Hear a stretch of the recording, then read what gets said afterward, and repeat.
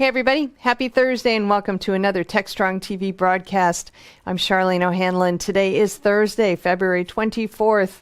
Next week starts March. So excited. We've got a great lineup on today's show. We're going to get things kicked off with a conversation between Alan and Brian Gilmore, who is the Director of Product Management for IoT over at Influx Data. Influx Data has made a lot of moves to accelerate momentum in industrial data and Internet of Things, those two spaces. They have a bunch of new features that improve sensor data integration and analysis. So Brian and Alan have a conversation about what those new technologies and features are, what it means to the market. Good stuff there. After that, Alan speaks with Avi Shua, who is the CEO and co-founder over at Orca Security. Orca recently acquired RapidSec, which is an Israeli cybersecurity startup protecting web applications from client-side attacks. It is a great technology that is very complementary to what Orca Security is doing. And so Avi and Alan talk about how the new capabilities are going to improve the Orca Security portfolio and what it means for their customers. Good stuff. After that, we have our Something Old segment. This is from the recent Predict 2022 virtual event, and it features, I love this one because this is the one that I did with Donovan Farrow, who is the president and CEO over at Alias, and Mike Jones, aka the Haunted Hacker. We have a great conversation about the top 5 cybersecurity threats in 2022, and spoiler alert, we talk about more than 5, but we go through Mike's top 5 and then Donovan's top 5, and it's a really fascinating conversation and a really interesting lineup of what they believe are the top cybersecurity threats that organizations need to consider this year. And it spans from the mundane, if you will, to the nation state variety, and I think we are seeing some of that actually happening right now with Russia, and it's very timely, I guess, considering what's happening on the world stage. But definitely want to check out this conversation. It's really fascinating. I so enjoyed doing that. After that, I am back with the news headlines, and then I have a conversation with Louis Dunsworth, who is the Chief Executive Officer over at Newspire. And Newspire is offering a software security management platform that is free of charge to customers and to users in general. They want to democratize security. And so they, as I said, they have a no-cost platform to manage an organization's entire security operation. So Louis and I talk about what the capabilities are for the platform, why Newspire decided to make it free of charge, and what it means for the security sector in general. Good stuff. After that, I've got the webinars preview for you. And then we have Mitch on with his Analyst Corner, Mitch Ashley, speaking with Matt Provo, who is the Stormforge CEO and founder. They're discussing the new technology called Stormforge Optimize Live. It is it closes that loop between testing and production, which is really, really important.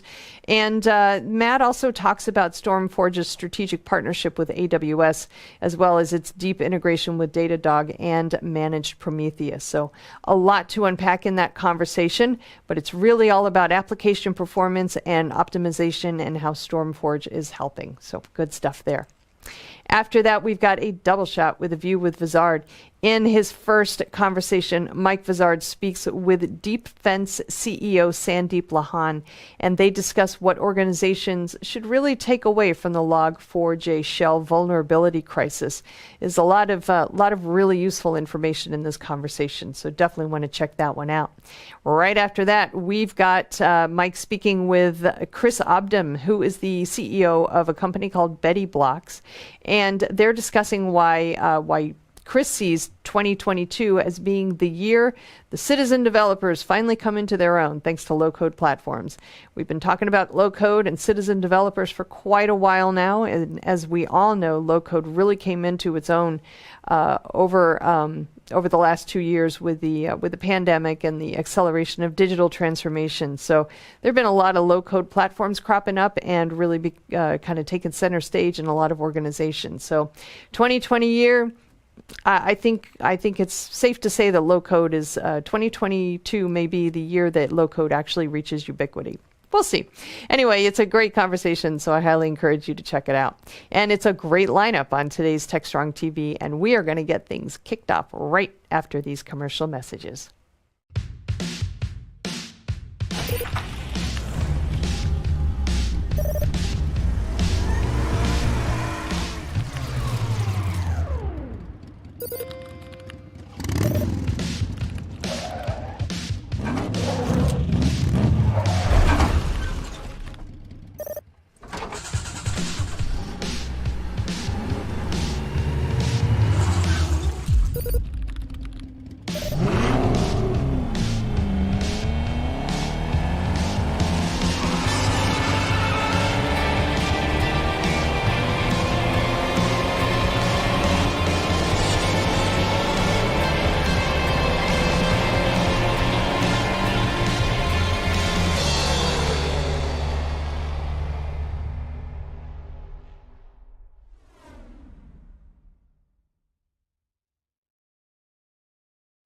All right, welcome back, everybody. Kicking off today's Techstrong TV broadcast, we've got a conversation between Alan and Brian Gilmore, who was the Director of Product Management for IoT over at Influx Data.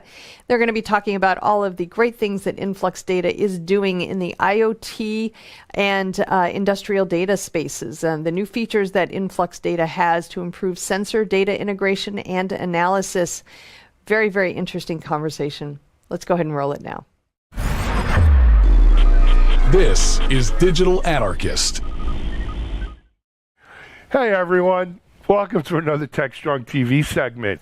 I'm happy to introduce you to Brian Gilmore from Influx, people behind Influx DB, Influx Data. Brian, hey, welcome to Techstrong TV. Thanks, Alan. Really glad to be here. Love pleasure. The show, and yeah, pleasure. Good. So, Brian, you're not the first person from Influx to be on Techstrong TV. Influx is a company and technology and open source project that we've been following here even before Techstrong TV with DevOps.com and Container Journal and even on Security Boulevard. And over that time, we've been happy to see the audience begin to understand really what is a time series DB and what unique use cases or what broad use cases does it offer some very unique advantages to. For sure. Now, I think a lot of our audience does know Influx DB, but why don't we just spend, if you don't mind, 30 seconds a minute, explain what a time series DB is and some of the use case kind of at a high level. Sure, of course. Yeah, I mean, if you think about any data that is, produced, that's sort of a remnant of some operations, right? So like on the industrial side of the house, you've got sensors and actuators. On the IT side of the house, you have all of the metrics related to like server uptime or application availability. And then there's a whole sphere of sort of like more modern applications that are coming to, fruition with crypto and distributed ledgers and artificial intelligence. And all of these applications and infrastructure emit data that is about the underlying technology and the underlying processes as it happens. And that data is time series data. And so if you think of if it's a metric or an event or an alarm, if it is time-stamped and the timestamp is sort of a key piece of context for it, those are the types of data that you would store in a time series database. At Influx Data, we have a product called Influx DB. It's available as open source. It's available as an enterprise software product, and it's now fully available and actually it's our first priority, available in the cloud. And so what we're giving here is just the opportunity for our customers, the developers that work for them, to connect up their technology in very quick and easy ways to capture those streams of information and then put them to good use. I mean, you asked about the use cases. Like sometimes it's very basic, like just visibility and making sure it doesn't go above 50, but eventually most companies using time series data move past that. They get into a little bit more mature use cases where they're sort of monitoring hundreds or thousands, tens of thousands, even millions of indicators, and building, key performance indicators for either operations or the overall business. And they're using InfluxDB to do that, either sort of as the destination, front facing, or end user customer facing, internal customer facing applications, but very often through their own user interfaces and their own apps as well, because we have a good UI, but we have a great set of APIs that they can develop and build their own solutions against as well. Absolutely. And Brian, we're going to talk a little bit about progress at Influx in terms of customer wins and market acceptance. But before we get into that, I want to talk a little bit about you, if you wouldn't mind maybe sharing with the audience a little bit of your own story. Yeah, sure. I mean, I started a long time ago in hospital operations and realized very quickly that there were ways that we could use data to solve that. I sort of I would say not age, but I decided I wanted to do other things with my life. I actually spent 10 years in operations, first at public aquariums, running the water treatment plants and the things behind them. Also discovering that data was key to sort of making sure that everybody, including the whales, dolphins, and fishes, were happy. And then I sort of all pulled that together. I did a couple of years of work in a systems integrator where we were doing smart building systems, tying together some of those automation and control systems. And while I was there, again, talking to lots of customers, and they were spending this incredible amount of money on this new and modern technology. They'd install it and then they'd be like, okay, so what? Because they didn't have access to the data and they couldn't use it. So I took that sort of problem and I started a company called Splunk in 2013 and really worked that problem for 8 years with them through the sort of log side, the unstructured data side. And then when the opportunity presented itself to come over to InfluxDB or Influx Data, I jumped at it. I mean, the metrics side of thing, and, it's a smaller company, startup, but if I look at the potential in the future, I think it's all there. So I'm excited to be here. Absolutely. And, recently, a lot of companies do, as they often do at the end of the year, the end of a quarter, they kind of, especially private companies, startups, right? Because it's not like you're reporting with SEC, guidelines or rules, but, they indicate progress. And recently, recently Influx, Splunk is a public company. Yes, Influx is a private company. I understand those challenges. But recently Influx came out with some metrics and data, showing where not only Influx itself, but how this whole time series database and time series market has, been gaining wider acceptance. If you have some maybe metrics or facts you can share with the audience. For sure. Yeah. I mean, the Momentum launch or the Momentum release is really about reframing our position in the IoT and the industrial IoT market. I mean, we've had a tremendous number of successful customers using us in IoT, but oftentimes with more work than we would like them or the broader market to have to do. So, you come into a new company and you're not exactly sure what to expect in terms of product sophistication and market awareness and all of that. I knew that Influx would be good because, I knew of them and I had seen their prior work, but I came in and there were just a tremendous number of really low hanging fruit items that we could sort of just lop off, execute on from a features and technology perspective, from an ecosystem and partner perspective, and then, sort of reframing ourselves through our marketing and things like that. So what this really period for us in terms of the IoT business is all about is just making sure that we're all on the same page with our customers and everybody else, so that, we can work together as a team and move this market forward. I think it's, it's the perfect time to be putting some energy into this coming out of the last couple of years. And it's, it's a small company, it's fresh, it's dynamic and disruptive. And I think there's a really good opportunity, especially with the fact that, you don't have to pay us a tremendous amount of money to work with us. I mean, we still have open source software and it does exactly what you would want it to do. And, it's a very low barrier of entry for anybody, from the, the one person developer shop to the, we see Fortune 100, Fortune 500 companies using us in manufacturing and in their own IoT projects. So, absolutely. And that is an important thing I want to emphasize with the audience, right?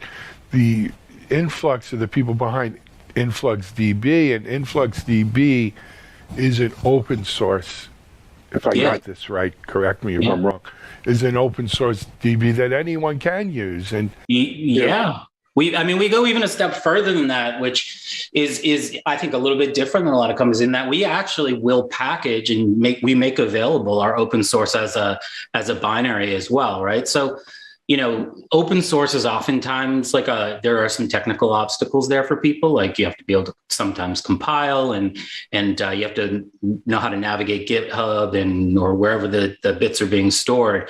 Whereas we just make it available as a download, so that really anybody, whether it's a middle school student like my son, or, a hobbyist, or, somebody who's just not sure about the process historian that they've got running, and is it really the thing that they need to build on for the future.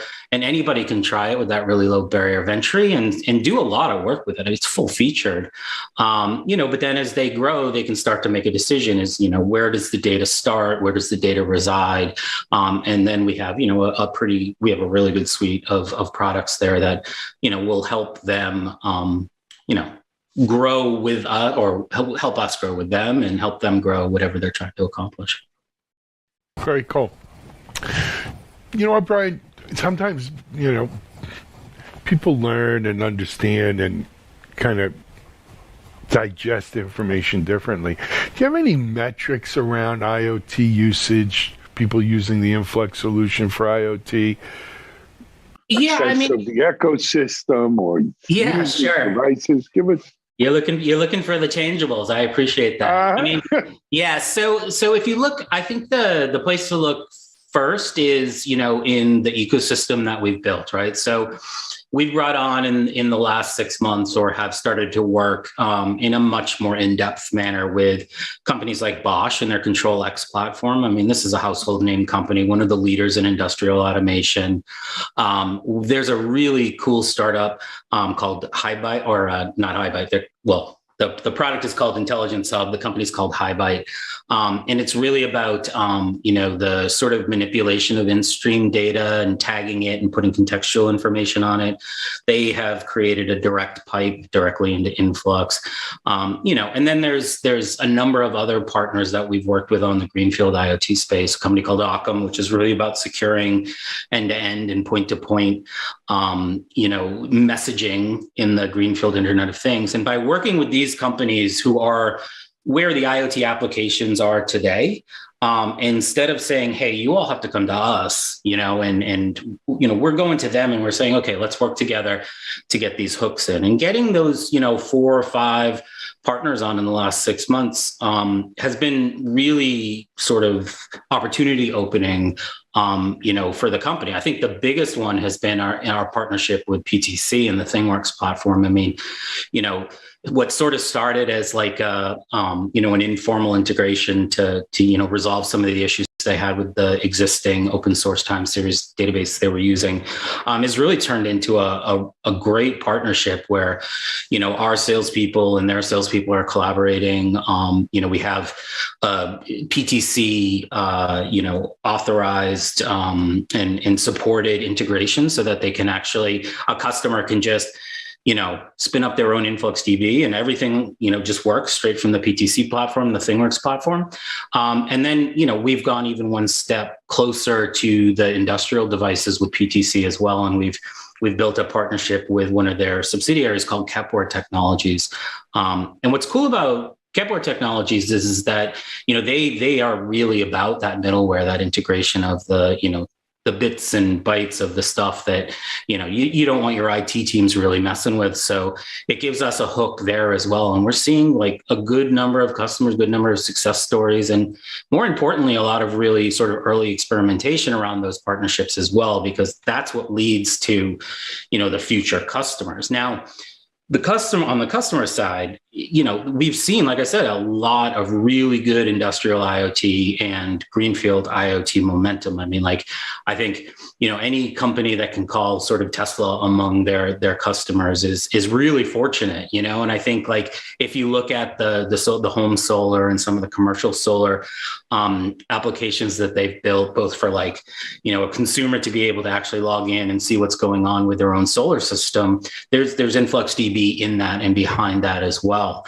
So the success has been there. What we're really looking to do today is to learn from these customers like Tesla and Graphite Energy, take in from them the requirements that they would have to grow their use of InfluxDB over time, or just stuff that, because they're practitioners, they would see and be aware of before we would, and pull that into the platform for them, so that we're innovating and we're inventing, but we're also taking the lead of these amazing companies, Tesla, Graphite Energy. It's exciting work. Absolutely. Hey, Brian. Yeah. I'd like to highlight, if we can, for the audience, as we spoke about earlier, the open source project, product, service is phenomenal. But there are, you want to call them premium, freemium, features that Influx offers for a fee, right? Someone's got to pay the bills here, right? Keep the lights on. Let's talk about what are some of the most popular or, mission critical sort of premium add-ons that you don't get with the open source. Sure. I mean, the shift to the cloud for us has opened a lot of opportunities for those types of business engagement with the customers. And really right now, our primary commercial model is through that cloud product where, we're the authors, we're the developers of, along with some of the community, but mostly us. And so who better to run it and make sure it's there and available and performant and scalable. So it's a hosted version. It's hosted, yeah, and it takes advantage of a lot of the sort of the economies of cloud scale, the underlying technologies like Kubernetes and all of these things, and so yeah, we run a really large, very very large sort of multi-tenanted instances of InfluxDB for our customers, and those that choose to go that route, yeah, we have a commercial agreement with them. We also have an on-premises commercial product, which one of the things that a lot of customers ask for when they're adopting your database as part of their critical business systems is they want that sort of high availability, the disaster recovery, and those components where they don't have to custom code their own sort of enterprise wrapper, the integration with the enterprise authentication systems and all those things. So we have a package of InfluxDB as well, which we call Enterprise, which is targeted those companies who want to manage it themselves and their own infrastructure. But we give them all of those sort of enterprise grade features that they require. And I think as we're looking to the future, especially around IoT, those sort of open source core, but like you said, sort of premium ancillary capabilities. That's the place that I'm, definitely looking in terms of what are those services that could lock into a customer's new or existing InfluxDB time series database and provide the types of solutions that they would be looking for on top of that data, whether it's, things like anomaly detection, or on the industrial side, things like predictive maintenance applications. And whether we deliver those or our partners deliver those or the community delivers those as in their own right, that's where I think there's a huge opportunity, because it's, there are all of the hooks are there to start providing those solutions on top of the data. Right now we just require that everybody sort of rolls their own. And I think we could do a little bit more there. So I'm excited about that. Absolutely. Hey, we're way over time, Brian. For people who want to get more information on Influx and specifically the IoT kind of solution set, where can they go? Sure. I mean, first, we've got our website, of course, influxdata.com. You should definitely check that out. Check out also the IoT release recently. That'll be on both of our sort of news page at the .com, as well as you can just Google InfluxDB IoT. And if we've done our job, it's probably top of the search engine. I would also encourage everybody to engage with the community, both through our GitHub page as well as on our community Slack, because that's for the outside world, that's the best place to sort of, give me ideas or bug me about things you'd like to see, or just ask questions or whatever it might be. So, anybody who wants to join that community Slack is welcome, because we appreciate the input and the intelligence from our community that comes through there. So. Love it. Hey, Brian, thanks so much for being our guest here on Techstrong TV. Congratulations on the success Thank at you. Influx and around the IoT platforms or the IoT solution set. Come back and keep us posted, okay, man? Yeah, I appreciate it. I love being the bearer of good news. And I want to say thanks to the rest of the Influx Data team for setting the table so well. I appreciate it. No problem. Hey, Brian Gilmore from Influx Data, the people behind InfluxDB, here on Techstrong TV. We're going to take a break right now. We'll be back in just a moment.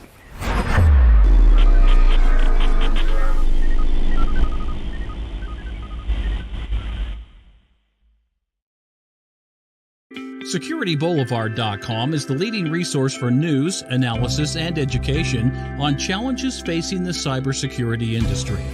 SecurityBoulevard.com covers all aspects of cybersecurity, including data security, DevSecOps, cloud security, application security, network security, security threats, and more. SecurityBoulevard.com has the largest selection of security content, featuring breaking news, blog posts, podcasts, and more. Visit www.securityboulevard.com to learn more. SecurityBoulevard.com, home of Security Bloggers Network. All right, we are back. Next up, Alan speaks with Avi Shua, who is the CEO and co-founder over at Orca Security. Orca recently acquired RapidSec, which is an Israeli cybersecurity startup protecting web applications from client-side attacks. It's great technology, very complementary to what Orca Security has. And so Avi and Alan talk about how the new RapidSec technology is fitting into the Orca Security portfolio and what it means for the cybersecurity space in general. Good stuff. Let's go ahead and roll it now. This is Digital Anarchist. Hi, everyone. Welcome to another Techstrong TV segment. I'm really happy to be joined by a friend I haven't had the pleasure of having on Techstrong TV in more than months. I bet you it's got to be a year at least already. He's Avi Shua. Avi is the CEO of Orca Security. Of course, we've had other folks from Orca on the show over the last few months. Orca's been on a very steep uphill, steep climb of success, not only in raising money and valuation, achieving unicorn status, but also in customer acquisition and broadening the solution set and refining the technology. I love to see this kind of evolution in security companies. It's good for the industry. It's good for you. It's good for all of us to have more security companies out there who are really kind of achieving this kind of success. Avi, welcome back to Techstrong TV. I hope I didn't embarrass you. Thank you so much for having me. Okay. So, Avi, before we jump into today's news, which is around, we'll get into it in a moment, maybe there are some people out here not familiar with Orca. So let's if we can, let's spend a couple moments, making people familiar with Orca Security and, what you guys do and where you are in the market. Sure. So Orca Security was founded around 3 years ago. We're 8 technical co-founders. All of us were former Checkpoint executive and architects. I was formerly chief technologist at Checkpoint before co-founding Orca. Since we were founded, we raised more than $600 million in evaluation, close to $2 billion, and got selected as a Gartner Cool Vendor. Orca solves a very, very simple but important problem. It's your trusted partner that can connect to your cloud environment and can tell you what are the risks in the environment. The main difference of Orca compared to other solutions is it's able to provide a complete view of the entire environment, covering 100% of the environment with no friction, no agent, no need to fight with your DevOps and change the way that you install things in order to get visibility you need. Provide an extremely comprehensive solution. So it doesn't focus on one part of security. It's not like it's only detect vulnerabilities or infection, etc. It detects vulnerabilities, infection, misconfigurations, identity issues, data issues, and more. And last but certainly not least is the context part. Instead of giving you a million alert and telling you go figure, we build a graph of the organization, and then we use that to prioritize the risk that actually matters. So for example, we can tell you that this is a critical attack vector that includes a vulnerable service which is indirectly exposed to the internet, that have keys that can allow access to your sensitive data. And this is a critical attack vector that you need to look at versus a million other misconfiguration vulnerability that there is no active way for an attacker to use, or if they'll use them, they won't reach anything significant. So I'll repeat the main differences that make our customer lives happier. So to speak, it's the coverage, comprehensiveness, and the context. Excellent, excellent. And Avi, before we jump into today's news, would you say those are the pillars upon which Orca? I'm trying to set it up for our news. Are those the pillars that Orca is kind of built upon? Definitely. I think that one of the main challenges that we had in terms of cloud security for many years is that we tried to treat it as a set of few different problems. We looked at it as the configuration of the cloud environment is one problem, the identity is a different problem, workload security is a third problem that seemed too familiar to the problem of workload security on the pre-cloud world. And what we ended up doing is that we had few sets of tools, each one of them deployed in different way, covering different part of the environment, many times inducing friction. And then you had to stitch all of these data points as a practitioner to find things that actually were interesting to you. And in real life, it simply doesn't work.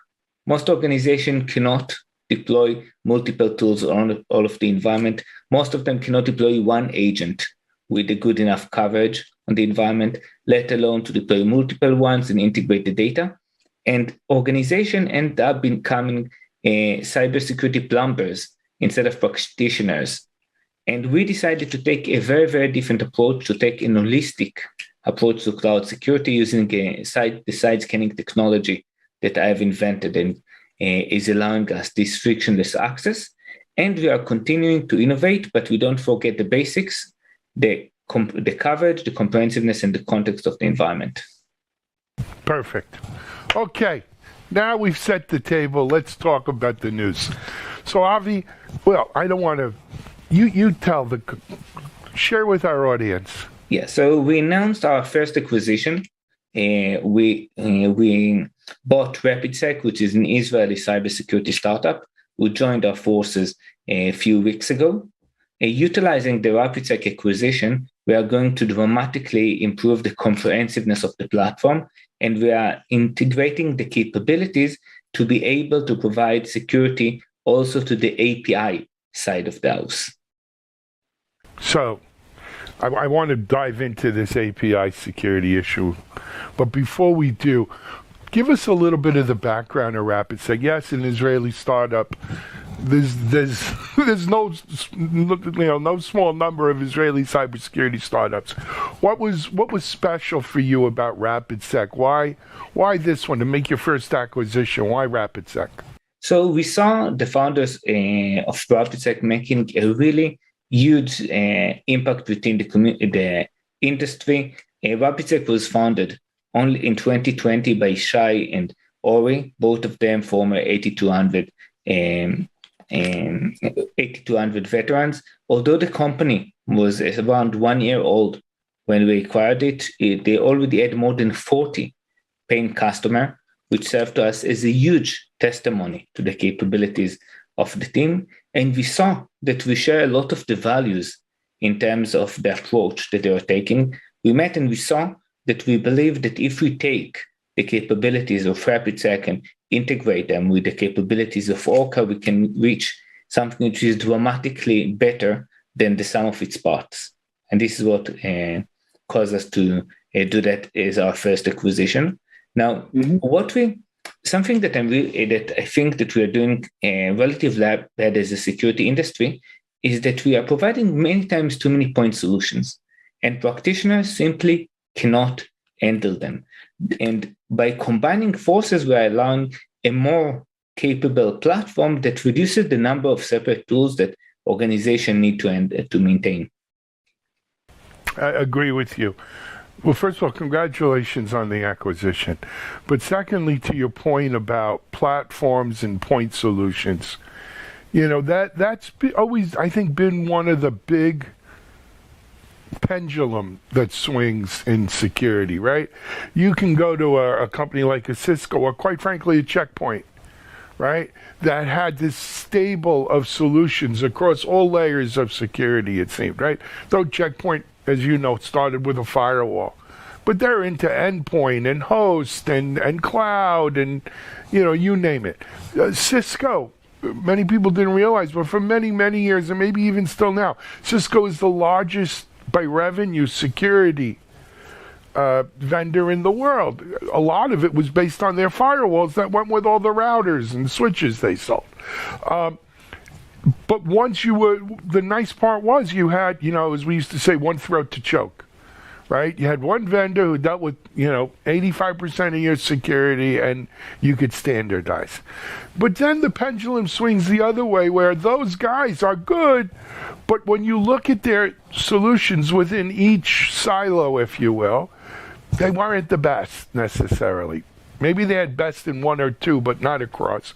And for those who wanted to go best, they would go with point solutions. The problem is today the cyber world is so broad, right? There's so many. You mentioned API security. It's a world unto itself today. Supply chain security, application security, endpoint security, identity and access control, and the list goes on and on and on. How many vendors can one organization deal with? Right, and still, be able to manage it, and I think that's the problem a lot of our audience faces today. Yep, I think you touched on a very important point, but let me make some distinction between the different values that you get when you buy multiple solutions from one vendor. So let's say that I go to one vendor that sells me both endpoint and network security.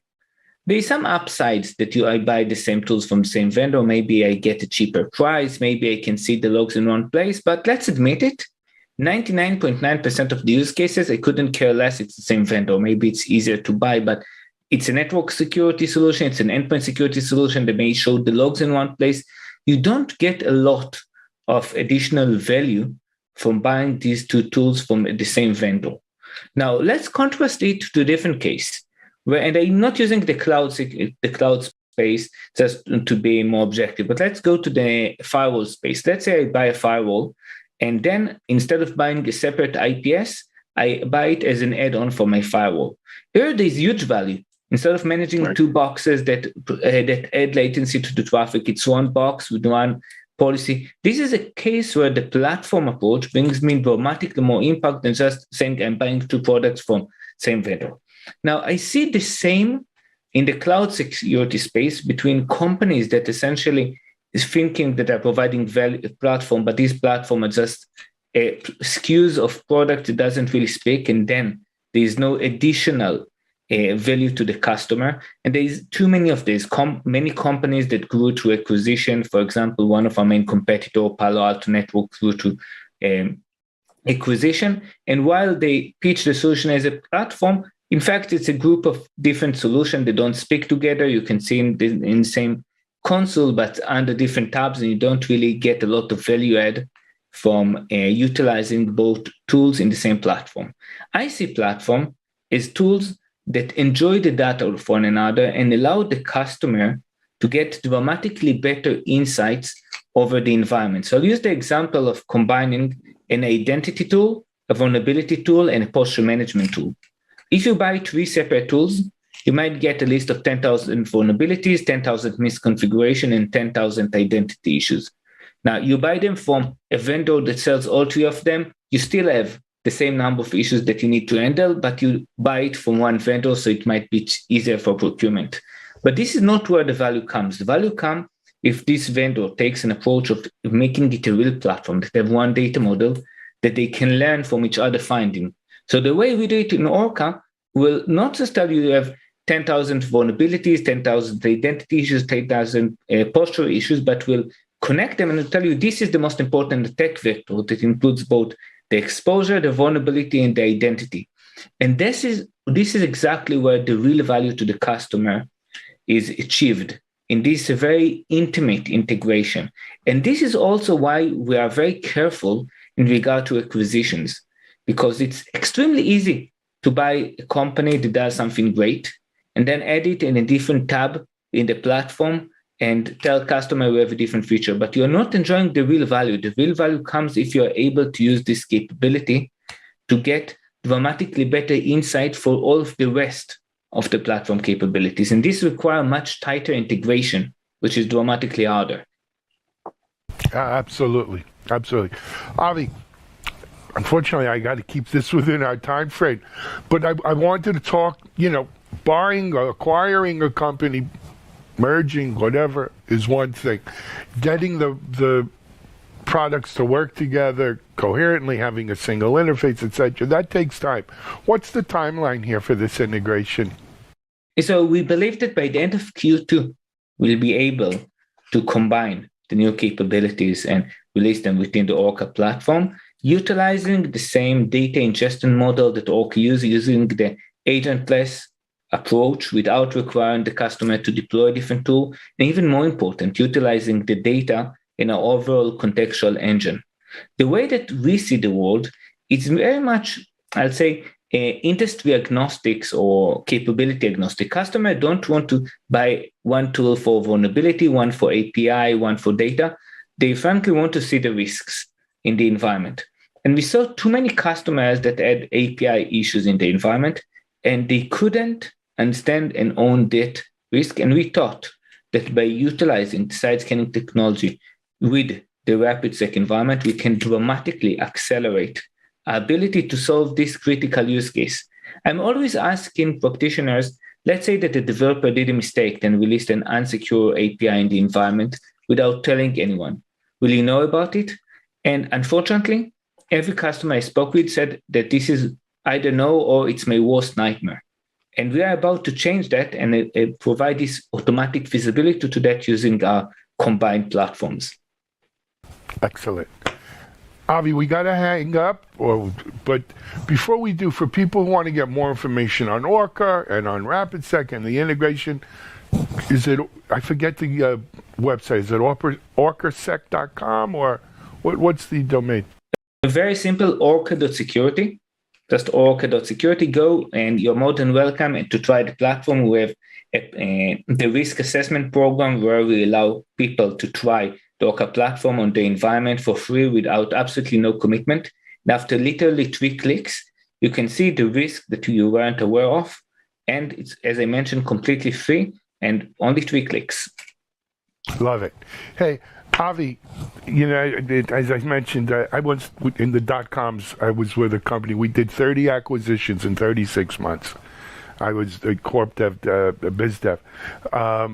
I know what it's like to have to do the due diligence and the whole thing. Congratulations on your first acquisition. Something tells me we'll be seeing you again with more acquisitions in the future, but we'll wait and see how that unfolds. In the meantime, keep up the great work. Keep doing what you're doing, and much continued success to you and the whole Orca team. Thank you so much for having me. My pleasure. Avi Shula, CEO here on Orca Security. We're going to take a break on Techstrong TV. We'll be back with another guest in just one moment.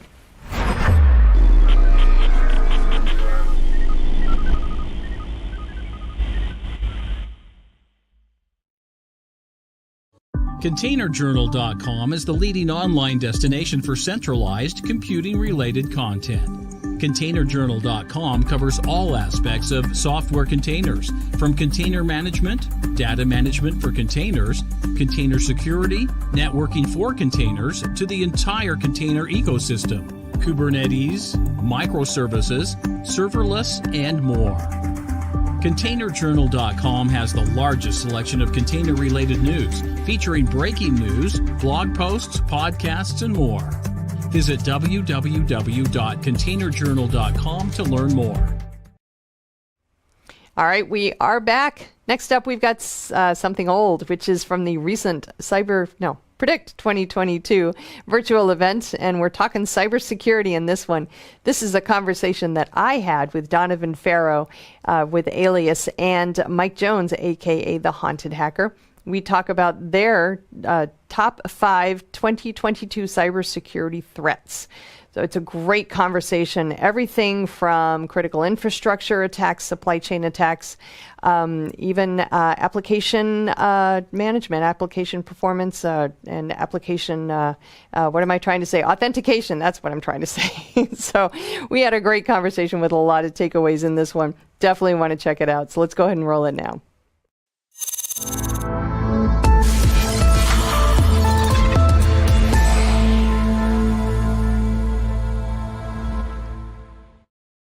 Hey everybody, welcome to Predict 2022. I'm Charlene O'Hanlon. I am so excited to be here today doing this keynote session. I'm with some really, really smart guys, and I'm so excited to have the conversation with them. We are going to be talking about the top 5 cybersecurity threats in 2022, at least their top 5 cybersecurity threats in 2022, and you'd be really surprised at what's on their list. But first, the introductions. Mike Jones, who is a hacktivist and host of the Haunted Hacker podcast, is one of my guests. Mike, thank you so much, as always, for being a part of Predict 2022 with us. It's awesome. It's an honor to be here. Okay. We also have Donovan Farrow, who's the CEO of Alias, and you have a focus on digital forensics. So this is going to be a great conversation. Donovan, thank you so much for joining me as well. Yep, you're welcome. Thanks for having me on. I think cybersecurity, is always a fascinating topic, but the last year or two, especially with everything that's been going on with the pandemic, I think that's really shown a spotlight on a lot of the issues that organizations have when it comes to cybersecurity and protecting their networks and protecting their data. And the rise of ransomware, which has been around for a while, but it's really taken center stage over the last year or so, has really kind of brought cybersecurity into the conversation on a much more general level. I always say that, if my grandmother knows what ransomware is, then we know that we've kind of reached, almost jumped the shark with it. So, and it's definitely a great part of the conversation. But what I thought would be kind of interesting, hopefully for the audience and for me, is to really understand where you guys are, especially in light of your experience in cybersecurity. You guys both kind of travel different paths, but you do have a focus on certain things that are very similar. So thought we'd start with Mike. Let's talk about your top 5 top cybersecurity threats in 2022. And then Donovan, maybe you and Mike can discuss those, and then we'll take a look at your top 5 security threats. And just to let the audience know, we're also on that chat as well. So if you have any comments, questions, suggestions, whatever you got to share with us, please do. Don't be shy, and don't wait for a formal question and answer period, because we're not going to have one. We are just going to take comments and questions throughout, and we'll be answering them in the chat box. So without further ado, let's go ahead and take a look at Mike's. First of all, we've got top of the list, ransomware in the critical infrastructure. So, Mike, what's your thought process on that one? Well, I started off last year the same way I started off this year. Critical infrastructure, I think, is still going to be one of the primary targets, and even more so this year. But we're starting to see a lot more movement towards critical infrastructure, not just the power grid and not just banking, but we're also looking at healthcare. We've recently seen the first death from ransomware in a hospital. a direct effect. And I think we're going to see more of that. I think we're going to see more of the critical infrastructure being attacked by ransomware and just targeted in general. And there's a lot that goes with that. And I'll explain that in the later predictions. Okay. Donovan, you actually, I'm going to kind of give it away a little bit, but you had ransomware as your top one as well. So, obviously Mike's got critical infrastructure as kind of his biggest threat in when it comes to ransomware. But where do you kind of sit in the ransomware conversation? Yeah, so Mike is probably right. It's probably the most terrifying one. I would say I probably do more business stuff. Ransomware really took off, kind of adding to your the pandemic thing. Everyone decided they needed and were running VPN, and that's when everyone got breached because they didn't update Pulse, which at the time I didn't even know that was a thing. But apparently a lot of people use it except me. So that's when ransomware really became big during the pandemic. Through that year. And then another thing, why I put ransomware, it's always kind of been around. I feel like their marketing's getting better. Like even it's been around for a while, and then they had this thing called WannaCry, and they're like, oh my gosh. And then, they had a spokesperson on MSNBC, whatever. It was kind of funny. But as it's growing, they're getting more hostile. So what's worse than a organized crime that we're working a case against right now is this organization has been taken down allegedly by the FBI. And what happens is you get copycats, not just one, you get like 15. So what you don't do if the organized crime exists is you don't pose as them, because they will come get you for sure. But if they've been disbanded, people are using that brand. We're going to work with a company now that they not only stole their data and encrypted it normally and say, hey, give us money. Since they're not getting paid, they're calling their customers on the phone. They are sending emails to their entire, all their customers, every relationship, basically scanned their whole network, pulled every email address out and spamming them with, hey, if you just so you know, this company's lying to you. We have all your data. We're going to take you down. And what my favorite part is, at the end of those emails, they say, privacy is your right. It says good luck. And what's funny, I'm just kind of giving you this was pretty recent, past 2 or 3 months. Apparently $6 million is the going rate for any ransomware, $6 million. Wow. And it's crazy because even another trend that I've seen is that once you don't pay, I've seen 2 or 3 emails that said, hey, it looks like you didn't pay these guys on time. We're a partner with these guys. We're going to give you a discounted rate. So if you pay us this, we're going to go ahead and make this go away for you as well. So they have brokers now. They were brokers. So it's evolving, and it's going to get really nasty this year for sure, because people are paying it just because exploits come out. People get ransomware, and it's just, people are finally figuring out that whatever company you're running, you're a data company is what you are. You really are. So people are starting to realize that, and I think that's why it's kind of exploded.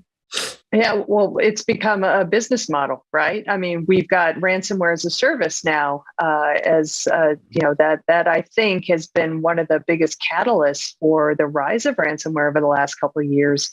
Mike, what are you seeing in the, as when we're talking about it as a business model? Have you seen kind of the rise of ransomware and other things within ransomware as a service and other ways in which organizations are being targeted by cyber criminals using ransomware? And what can we kind of keep in mind? I have actually. In the past, I guess 3 to 4 months, I've spoken with a lot of 3-letter agencies and people who were formerly part of the CIA and talked to them about ransomware. And I had the theory that the ransomware gangs were also working with APT groups on the same attacks. And I had seen traces of multiple groups in the network, and they confirmed it that that's starting to be the new norm. A lot of collaboration, a lot of work together, and you have one group gathering intelligence, and the other group going after financial means and encryption. So it's starting to be a 2-pronged, sometimes 3-pronged attack. It's gotten so popular that I just wrote a screenplay for Alyssa Knight called Ransom, and that's going to be coming out this year, and it's about ransomware. That's awesome. Well, yeah, I was going to add to that. Well said, Mike. And it's this distributed attack, right? So there's a term out there called ransomware for hire now. So I may not be like a really good encryption guy, but I may know how to get access to a network. I don't know what to do after that, but I can sell that. And that all kind of came from the leaked documents. I think when I was consciously aware, like really aware of that, was the Conti leak. Conti's a huge APT group out there that has just been killing everybody with the tool called Cobalt Strike. I'll look into that if you guys aren't familiar with it. It's super cool. We use it as well. It's great for pen test. Mike knows it's good stuff. Anyway, thanks, Mudge. You know what I'm talking about. Shout out to you. But yeah, it's crazy because if you don't have everything you need for an attack, whether that's credentials, access, a foothold, you can buy it now. And and they even have the ransomware team they have facilitators who say, I'm the negotiator, and then they get a piece of it, and then Conti gets the rest of the money. What happened is Conti sniffed somebody. So someone leaked all of Conti's process of procedures. They had training manuals for like help desk level 1, like if you're in a computer, what to type in, how to use, PowerShell. It was major. And you talk way organized crime. Crazy. Well, I know we could talk about ransomware all day long and still not have enough time to talk about it. So let's move on, though, because we've got at least 8 more to go through. So, Mike, the next one on your list is geopolitical tension, which you say is fueling cyber activity. Absolutely. Being former military and still keeping contact with the intelligence community and people who are, a part of that.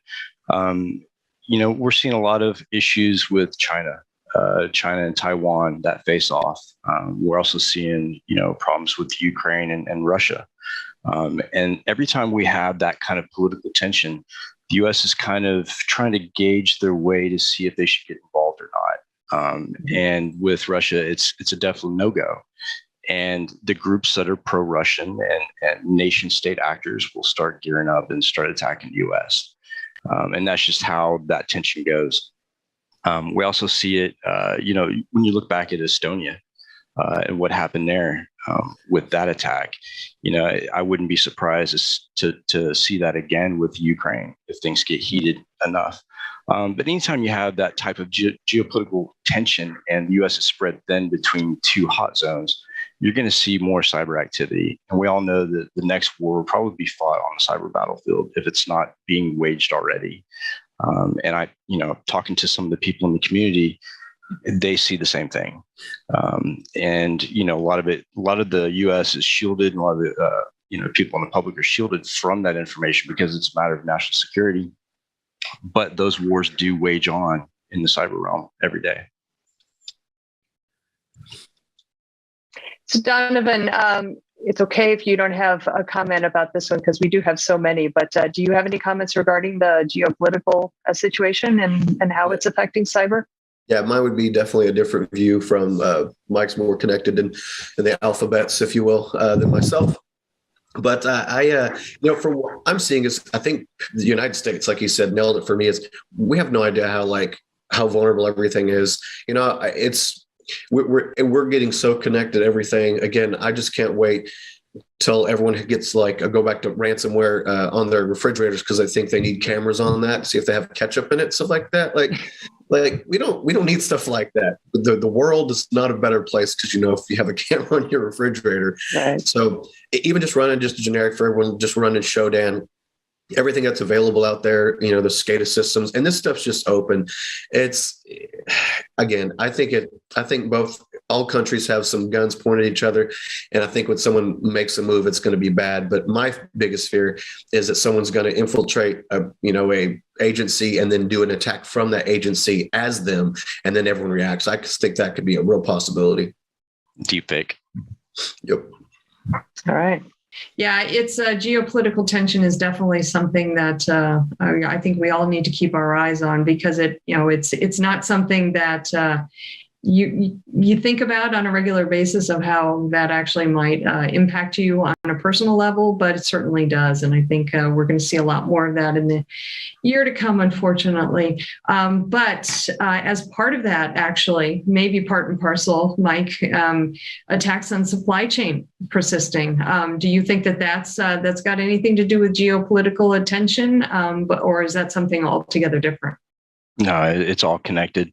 And the supply chain, when I think of supply chain, it might be a little bit different than a lot of people, but with the traditional sense of the supply chain, it's always a target. And we're seeing some of the smaller businesses being attacked as well, just because they participate in that supply chain. And at that point of weakness and that point of failure, we're starting to see effects from it, right now. We've been seeing it for the past 6 months. But I think it's going to get worse over time, especially if things get more heated with China. I think that you're going to see a lot more of the supply chain being affected just by threats from that area of the world. But as far as, internal, domestic, we're still battling that balance between supply and demand and workers actually being employed and being able to produce and things like that. I interviewed a girl from Microsoft, and one of her former employees or coworkers turned out to be a billionaire, and he quit his job at Microsoft and went to Amazon and works in a warehouse. And his prediction is that's going to be the new big job, is parts of that supply chain, especially the automated pieces of it, because we're seeing a lot of people dropping out of the workforce because of the pandemic or because of anti-vaccination or whatever. So a lot of automation is going to be put into that supply chain production. That's interesting. Oh. Donovan, I'm sure that in your, especially in your digital forensics, you guys are seeing a lot as far as the software supply chain is concerned, and the supply chain in general. What are your thoughts on that as kind of a cybersecurity threat? Well, yeah, I mean, supply chain, I think, is the way to go. Even one of the pipelines last year, that was kind of a big deal. I actually think that was an accident by that person. I really do, because they quickly recanted and ran away quickly from that incident. But yeah, I think that's well said. I mean, supply chain, you even took, politically, we have, ships off the coast or whatever that is for either group. That's an easy way to really strain a country. And when people start to strain, they start to respond. And that's when stuff can get pretty hairy. So that's just another piece of it. I mean, people who don't have supply chain, they don't have supplies, then people are going to start getting upset and causing destruction through. Because think about computers as people just see it as a computer. It almost leveled the playing field almost for the entire world. Someone can have as much access in whether China, Africa, or North America, Canada, as I do where I live. It's so people forget the reach that you have from that. So there's a lot of reaction that can come, whether it's just a person or a country. That can be problematic. And where someone wants some medicine or something, they want to revolt. They want to. I really think I didn't even talk about this, but kind of going to that would be like kind of like a rebellion politically for someone to, try to overthrow a drug company or something like that and, destroy their supply chain. I could see that happening as well. That would not surprise me. Well, I guess obviously when we're talking about cyber espionage, that is definitely something that would not be out of the realm of probability. And just as a side note, I don't know if you guys know, but 2022 was the year of Soylent Green. So software supply chains in general. Yep. We made you Soylent Green people. So, just a little levity there, but we're talking about supply chain attacks. A lot of that is nation states, and Mike, you're seeing a lot of increase in nation state activity. So beyond supply chain, where else do you see nation state attacks coming? So I actually had a personal experience this past week that was really interesting. And it was a brush with the nation state trying to conduct espionage. And it was kind of shocking. I was actually doing an interview for a position and was speaking to somebody, and they, knew all the right answers. And, I'd been in the States since I was a little kid, but still had a really thick Russian accent. And just knew all the answers. But when I looked at his video and he had blurred out the background, just like we do on Zoom on most calls, I could tell he was in some sort of office setting and there were other people involved, and he was doing this, publicly, around other people. Well, come to find out, there was an indictment for someone similar, maybe the same person, that was trying to gain money to go actually purchase night vision optics and send back to Russia. And it's quite, I guess it's quite common. But that was my first brush, like personally, with dealing with an APT like that. And I later on found out that a group of guys from a certain area of the country had been indicted and are waiting charges for that same act, sending night optics back to Russia. Wow. And it's something that you don't really think about. An example such as that, when I think about nation states, I think about more about the guys in the boiler room in China or in Russia that are launching these social attacks and things like that. Don't really think about it on a personal level like that. That's really fascinating. So Donovan, what are your thoughts on the nation state activity? That's kind of more out of my realm. I can say, kind of from what I've been, I guess what I see kind of coming in the future, there's going to be a lot more of that. Honestly, me reading through a lot of the content information, this stuff is out there and it's trainable. By the way, that was in Russian, so we converted it to English so we could read it. So kind of let you know, like, it's out there. There's training manuals for it. And even just the distributed ransomware network, the authority and the strength that they have for even just 13, 14, 15, 16-year-olds can do this stuff. And they're making an army. And it's going to be nuts. We're going to be like in the next 5, 10 years, we're going to have the internet's going to have to change somehow. I don't know, because there can be so much destruction. I just don't know why people just keep plugging things into the internet and thinking it's going to be safe. It blows my mind. Yeah, well, I think we're definitely going to have to put some guardrails in place, and I don't know who's in charge of that, but I think that's a whole other conversation as well. But moving along, I want to get to what I think is probably the most terrifying of all of Mike's top 5 threats, which is targeted attacks against food supply services and transportation. That to me speaks to, I think it pretty much goes to the heart of everything that we do, and that on a daily basis can't survive without food. And it's really tough to get around if you don't have a decent transportation, especially in the larger cities and in rural areas as well. This has the potential, I think, to kind of bring down entire nations if the food supply is attacked and transportation and infrastructure are attacked. Mike, where do you kind of see this on in terms of severity? Are we looking at this as one of the top threats? I mean, like within not even the top 5, but maybe the top 1 or 2? Yeah, I would say that this should be the top 1 threat. Looking at some of the incident response I've done over the past year or so, and looking at some of the industries that have been targeted, there's a pattern. There's a distinct pattern.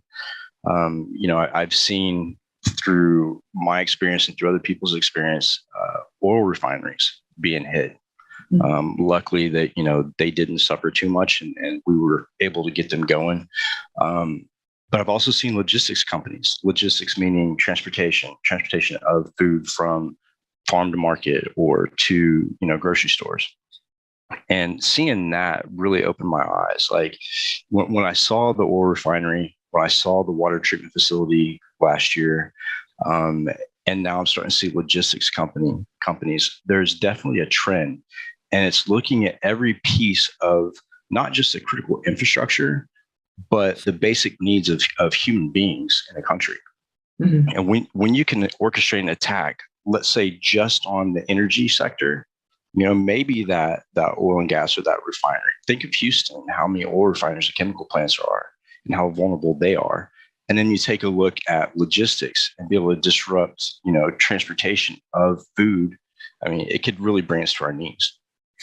So when you're talking about attacks, though, are you talking about ransomware? Are you talking about just being able to take control of certain systems? Because when we're talking about food supply, it could be going in and messing with the food processing systems at these larger organizations, to the point where it could be poisoning the food supply, or it could be poisoning the water. in a water supply company, or there are just so many things that could be done to attack both transportation and food that it's really kind of mind-boggling. And everything that we talked about in your first four, they could impact food supply, could impact transportation. So we've got. I want you to comment more on this, but we've got a lot to think about when we are looking at food supply and transportation specifically. Absolutely. I think that, with the critical infrastructure and the shape it's in right now, I know for a fact that the power grids that we have across the U.S., they struggle. We saw that last year, in Texas, and how they struggled with supply.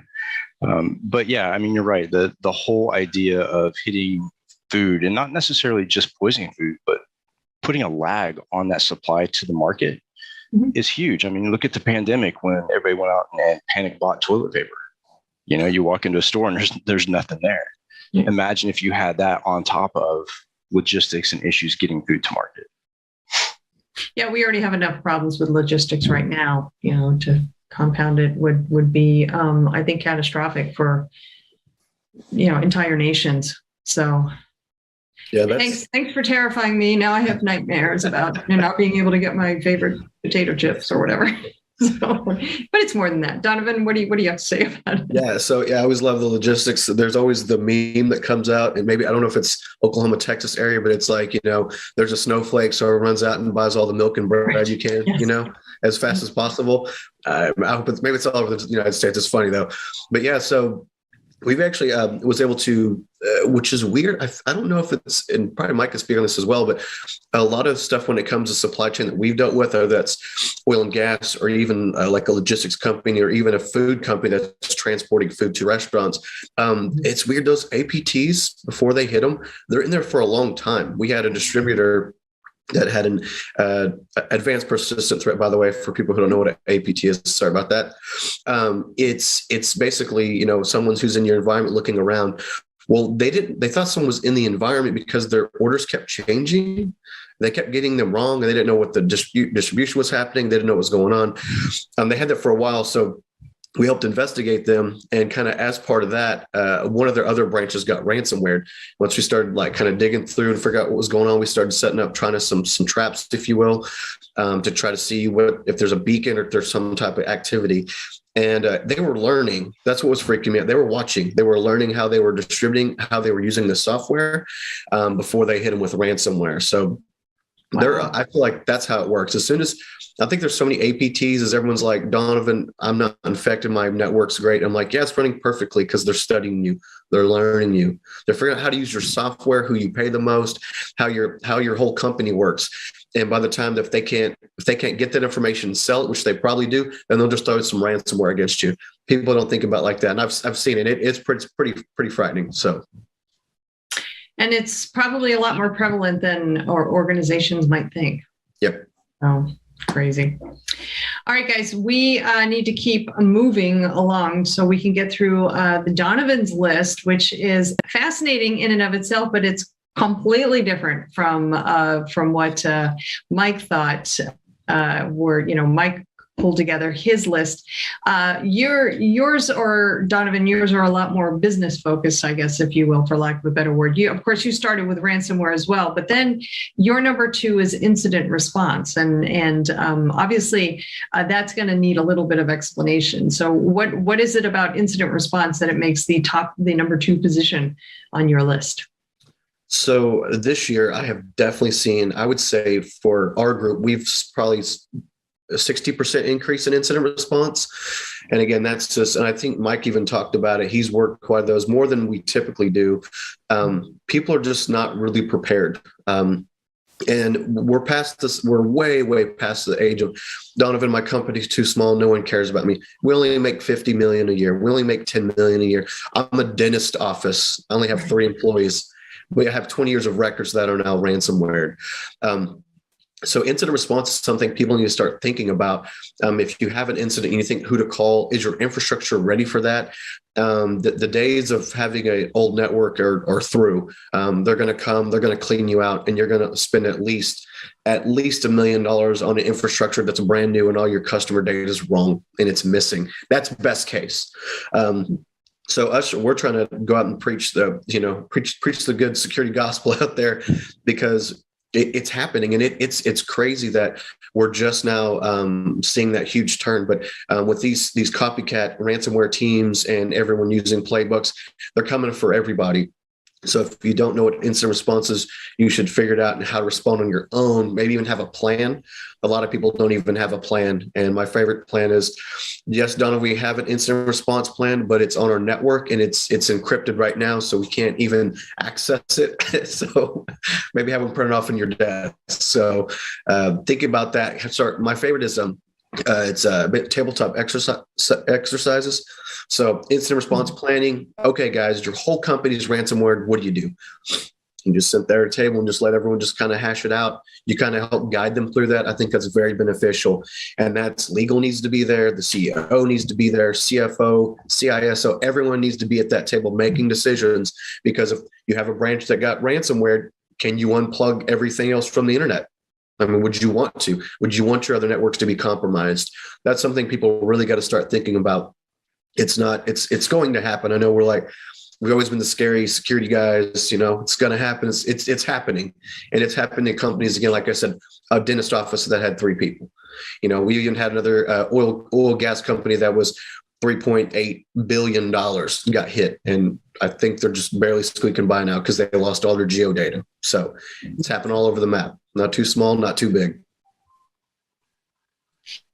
Mike, any thoughts on incident response? Or I mean, you probably hear a lot of scary stories as well. Absolutely. And it's funny because I'm actually doing forensics for a small dentist office right now. I hate when people say, oh, well, what do we have that they would want? Everything. They want everything and anything. It makes no difference who you are, grandma, grandpa, or, a kid on an iPad playing games like Minecraft. They're going to come after you. If you're connected, they're coming. One thing that I have seen with incident response is, Donovan talked earlier about APTs. And when I've gone into some of these incidents, I've seen them sit there and, go lateral with no encryption. And it's not that's not their primary goal. The primary goal, like Donovan says, is to get in and take a look. And as incident responders, that's a new thing for us, because a lot of us have not seen that. A lot of us have been called in when things are encrypted and things have gone too bad. But now I'm starting to see a lot more of, I think something's wrong.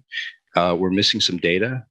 And then I go in and I take a look and they're there. I mean, it's evident they're there, but they're waiting. And that's what really scares me about not only incident response, but also with ransomware nation states is how many networks are they in and when are they going to flip that switch? Yeah. Yeah. And is it going to be, all at once? Is it going to blow up the internet all at once? So, yeah, so much to think about there. But as part of incident response, actually, even before incident response is patching. And I know that that's something that I try to do regularly. I'm going to be the first to admit it. I may not be 100% up on my patching, but I think I do better than most people. But Donovan, you think that is a major threat vector for 2022 and ways in which we're going to see even increased cyber attacks? I mean, it's so again, I think I'm just this is repeat mode about just patching, just patch, just automatic, just patch, just please, that's it. And I always give people a hard time. Like, I'm not saying just auto, just patched all the time. Maybe don't be a year behind. Right. I can tell you literally we talk about the dentist office, which is funny. Mike's working with too. That's great. Dentists are coming for you. Apparently what we're learning today is, and from the dentist office all the way up to the oil and gas, the transportation company, the food company, man, like everyone has something unpatched and it's crazy. Even just general, just security hygiene. My favorite is when we do a pen test and they're like, hey man, why is there a Windows XP machine on the network? They're like, no, there's not. I'm like, well, I'm in it. I don't know what to tell you. It just, they don't, companies, what people don't realize in IT, it could be just my area. The average time for a supervisor manager to be with a company is about 1.5 to 2 years. And that rotates. So they go to a different company and you have a new guy come on or a new girl come on and they don't really know their infrastructure. They don't know where they always forget about Bob's machine that's been in his office under his desk for, 30 years and everyone's afraid to unplug it, or that wonderful service account that's been running for no one wants to stop it because we don't know what it does and it could collapse the company. It's stuff like that we got to look into. You got to fix it. That's the easy stuff. And I'm telling you, if you were just patching just even every 3 months, and I'm begging for 3 months, maybe 6 months, you'll avoid yourself a lot of trouble. Mike's smiling. He knows what I'm talking about. Yeah. Crazy. Yeah, so it's funny because I just had a chit chat with Chris Roberts on my podcast. We were talking about threats in 2022, and one of the topics that came up was patching. It's in all the incidents I've seen and everything I've heard, I can't count on one hand how many times a 0-day has been used. Can you remember one that's been used in incident response?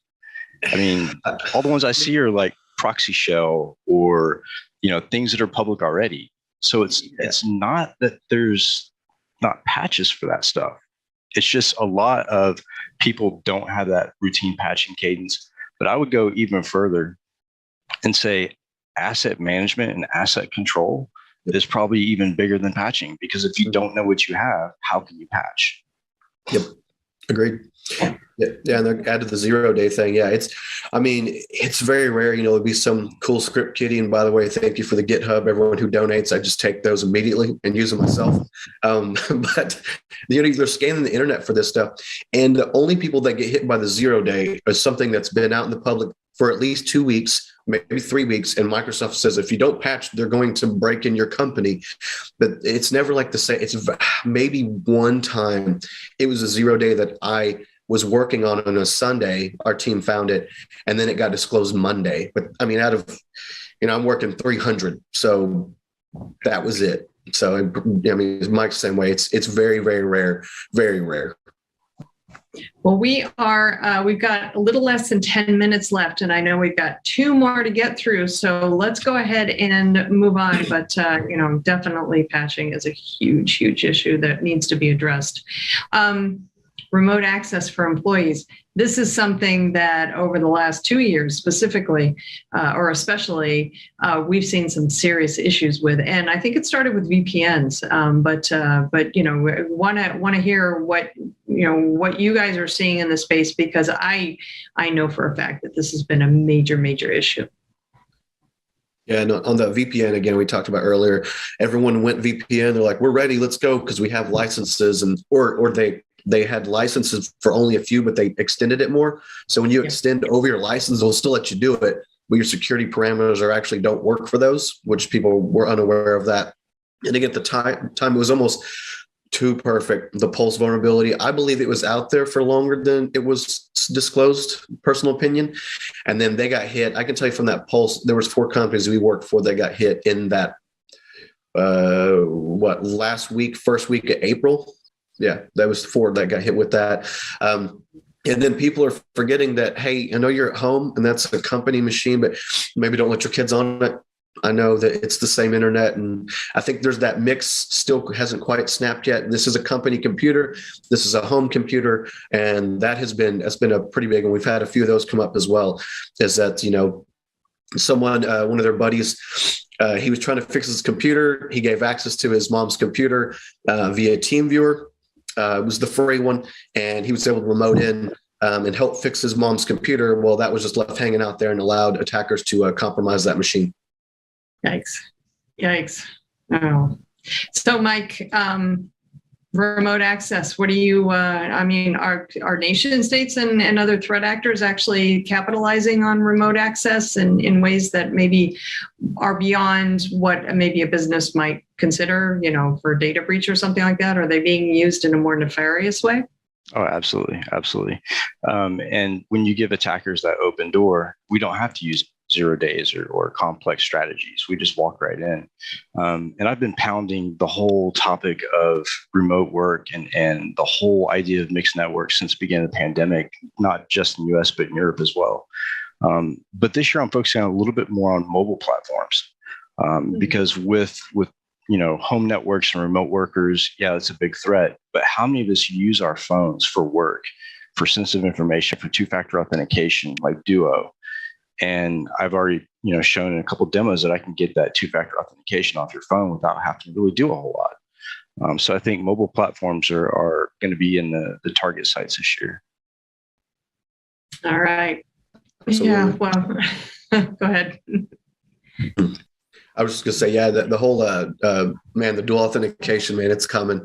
As Mike Dirk talked about, it's terrifying. I think I kind of talked about this with the O365 and maybe jumping ahead when we talked about O365 security. I was thinking about this one because, man, I've seen so many takeovers. It's truly amazing how these companies, first of all, aren't using dual authentication, and for big companies, like the crazy part is, you're just logging into a portal and they're just smashing in passwords or yours get leaked and they take over full networks, full Exchange 365s, and they'll send out, infected emails to all their clients or the fake invoices with phishing and whaling and stuff like that. And they just keep infecting other networks because someone clicks on it and they just wait and they infect another one and they wait. And so they're taking over like multiple companies. I think last we probably worked about 11 365 takeovers. They actually worked 2. There's 2 that just happened last month. 365 takeovers, and they didn't know they were there were probably like 4 months. Again, learning, watching. What they do is they learn people's email, how I talk to you, how I type, what I usually say, who do I usually send this email to, and once they start learning your behavior, it's amazing, and they get paid a lot.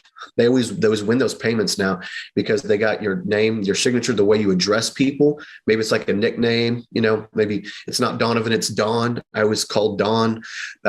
It's amazing.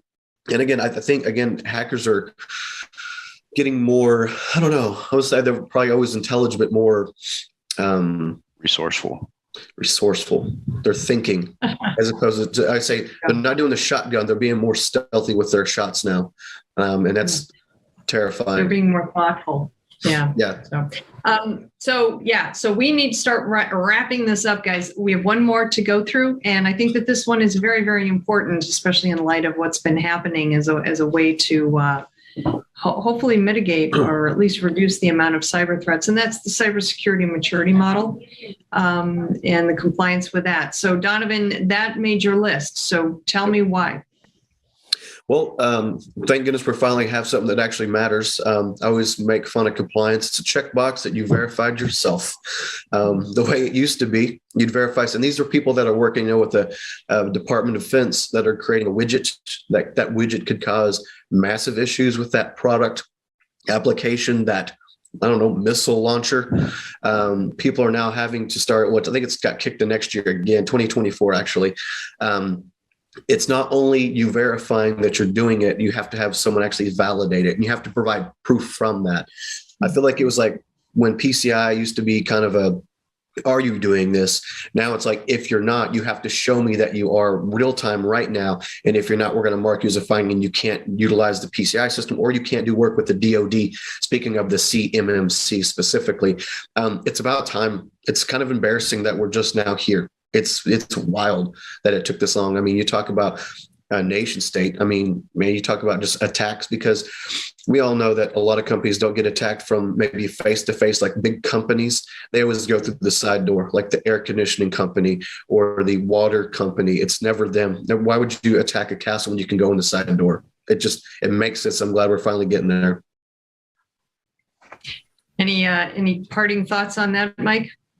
Yeah, I mean, FedRAMP, when it came out, was really impactful, I think. But again, when you're trying to achieve a compliance level, people are going to meet just that level and not go that extra step. And there's going to be some companies who pay the fine rather than to meet that compliance. So I have hope and I have faith that this will, turn things around. But overall, my thoughts on compliance is it's just setting yourself up to fail. All right. Well, I would love to expand on that more, but I think we are out of time. So I do want to thank Donovan Farrow and Mike Jones for what a great conversation, guys. It's illuminating and terrifying and insightful and something for everybody. I know that, we're all keeping our finger on the pulse of cybersecurity. And obviously we've been not doing as well as we could be in the past, but hopefully 2022 will be the year that hopefully that changes. So, but I do want to thank you guys for your time and your expertise today. And I also want to thank the audience for joining us. And just a quick update. Next up on Predict 2022, we do have a very insightful session coming up from Harpreet Singh of Launchable. And he's going to be talking about picking the right battles to wage in your DevOps transformations. Certainly a presentation worth checking out. So please do. But for now, I'm Charlene O'Hanlon, and I thank you very much for joining us.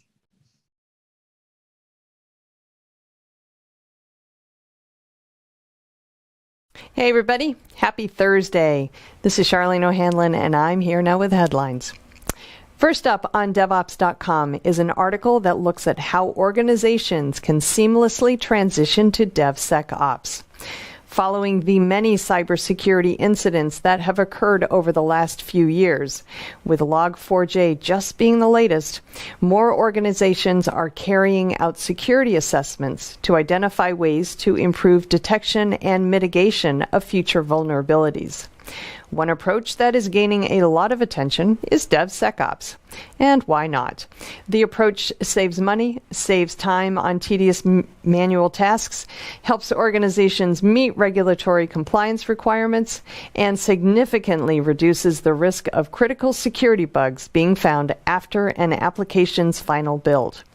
However, when it comes to kicking off DevSecOps projects, there are a few challenges application security teams need to overcome first to ensure their programs fit seamlessly into CI/CD pipelines. This article looks at what needs to be considered and offers some tips for bringing DevSecOps into the fold. And we look at where regulatory mandates can secure software development. Software companies have a long history of delivering incomplete and insecure products. This happens for a couple of reasons. Fast time to market has always been a business priority, taking precedence over security, especially as DevOps has become the norm in software development methodologies. And software, by nature, is easy to update and change, so some defects or oversights could be allowed to slide through with the thought that, we can always fix it later. But the other shoe often drops on that approach in the form of costly recalls, extensive patch programs, cybersecurity breaches, and other issues. A White House executive order from 2021 is also putting pressure on software manufacturers, DevOps and DevSecOps professionals to improve quality, with a mandate for U.S. federal agencies to enforce secure software development through their contracts and acquisitions as part of an effort to secure the software supply chain. The attention being paid to secure software development is a step in the right direction, but ultimately it's still up to the industry rather than regulatory bodies to change the mindset toward building secure software from the ground up. This article takes a look at the current landscape and offers up some food for thought on what manufacturers and the industry need to do to improve the security of their software.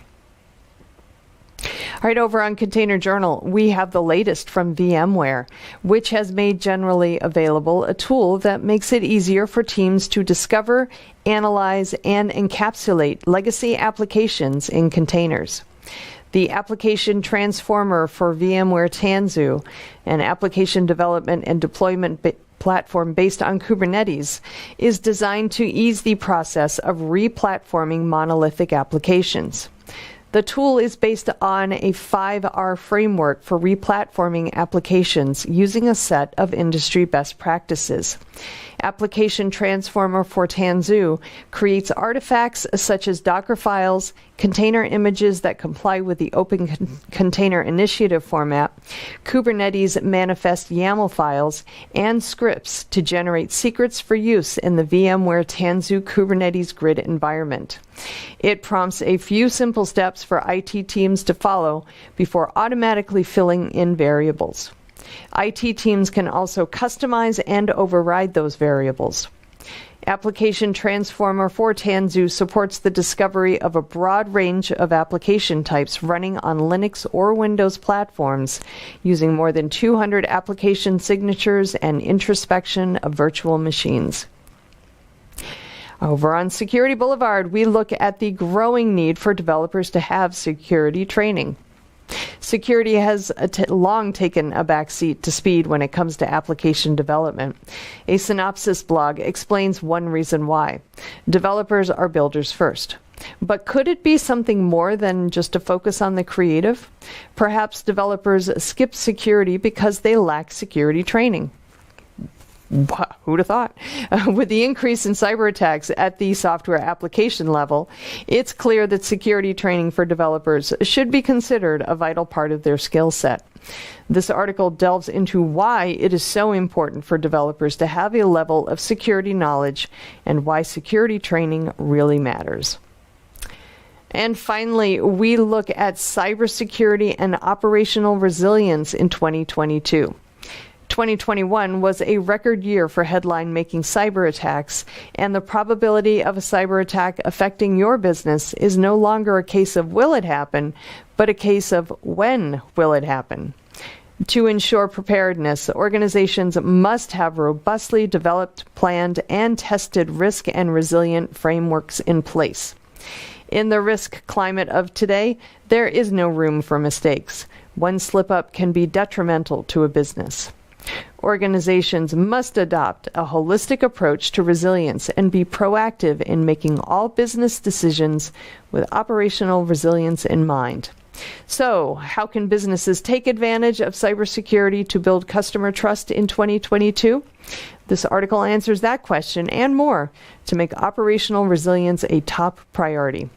The ability to deliver on your brand promise despite the disruptions affecting your competitors will set you apart as a market leader. It's time to protect yourself and ensure operational resilience is a top priority in 2022. All right, that's the headlines for today. Please check back with me on Monday when I will have brand new headlines for you. Until then, I hope everybody has a great day and a great weekend. Please, whatever you do, stay safe.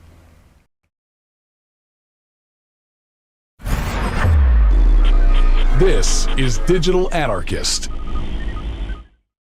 Hey, everybody. Welcome back to Techstrong TV. I'm Charlene O'Hanlon, and I'm here now with Louis Dunsworth, who is the Chief Executive Officer over at Newspire. Louis, thank you so much for taking a few minutes and getting on the Zoom with me. I appreciate it.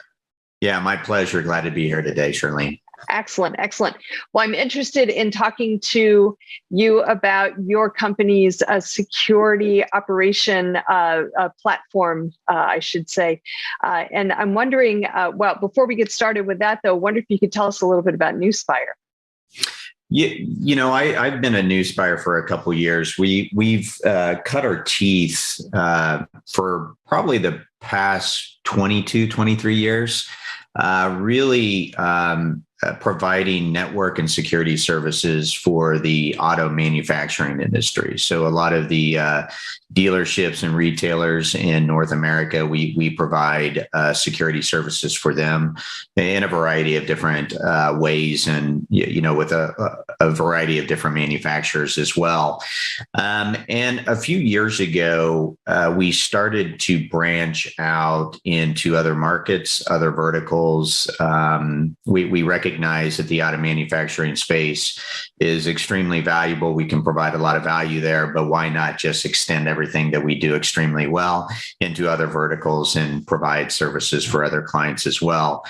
And we as a byproduct of that, when I came on board a couple of years ago, we did a I guess you could say, reflection of where we came from, and looked at a vision of where we wanted to be in the future. And we really narrowed down our services portfolio into 4 very specific areas. The first one is managed security services, which is traditional to what the industry is typically seen. Basically, if a client has a particular piece of technology that we can manage for them, we manage it for them. We do vulnerability management services, but we also, I call it the DR sides of the business. We have a managed detection and response service that is more network, endpoint, and cloud and IoT. And then you have managed EDR, which, as you can imagine, over the past 18 to 24 months, all of these organizations worldwide have invested quite a bit in endpoint security technologies. And frankly, they needed help to be able to support it. And then we have a consulting arm that is really intended, and it matches our vision, mission, and purpose extremely well. It's really intended to help clients to become more secure over time, help them to spend their money in the right way. But we also don't stick our head in the sand and don't think that a client won't have an issue at some point in time. So we have incident response services as well. So it's a very, very specific, finite portfolio of services that we provide today.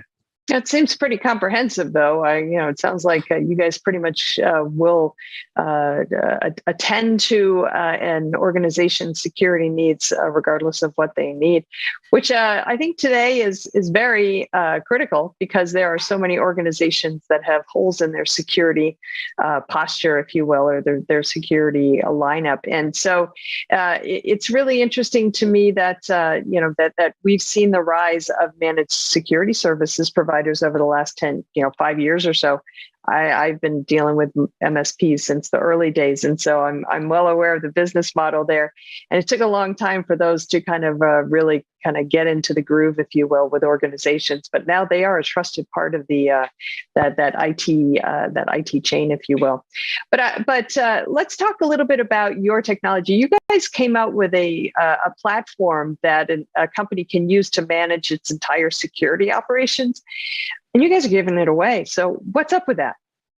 A lot of the analysts thought we were crazy when we said that we were going to give the tools that we had developed away for free. But ultimately, what we recognized as part of the process, when we reduced when I talked about those 4 pillars, we actually reduced it from 14 different services that we provided down to those 4 pillars to make it a lot easier for our clients to consume. To your point, the majority of the time it solves about 80% of what our clients need. And we knew that provided a lot of value.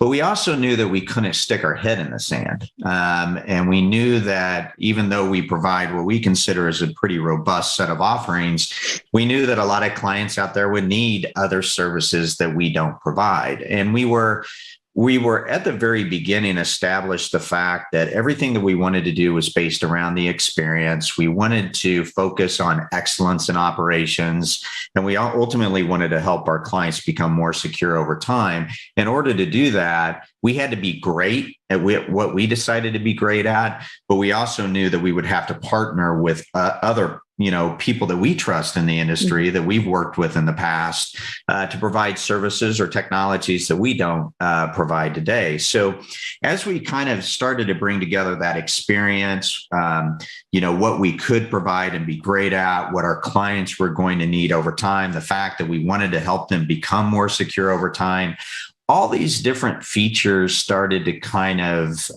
grow through the conversation. The first one was around threat modeling. How do we make it easy for our clients to really understand who wants what they have and how they're going to get attacked and what's it all mean to them? And then we moved into, okay, that's great, but what are the defenses and controls I have in place? So we developed the new Cybersecurity program, which is basically a amalgamation of 20 plus years of experience that our teams have around what are the types of controls that are really necessary for an organization to be secure. And then we also knew, in order to, I use the example, I've been in organizations as a chief information security officer where I've had up to 45 pieces of technology and 2 engineers supporting that technology. Well, it's very difficult to maintain the management and really determine whether it's effective, the controls are effective. Well, how do we bring those technologies into a single pane of glass? So if you think about it, we said, okay, we're going to help you understand who's attacking and how they're going to do it. We want to make sure that you understand your current posture. And then, oh, by the way, we're going to give you a way to see all your technologies in one space.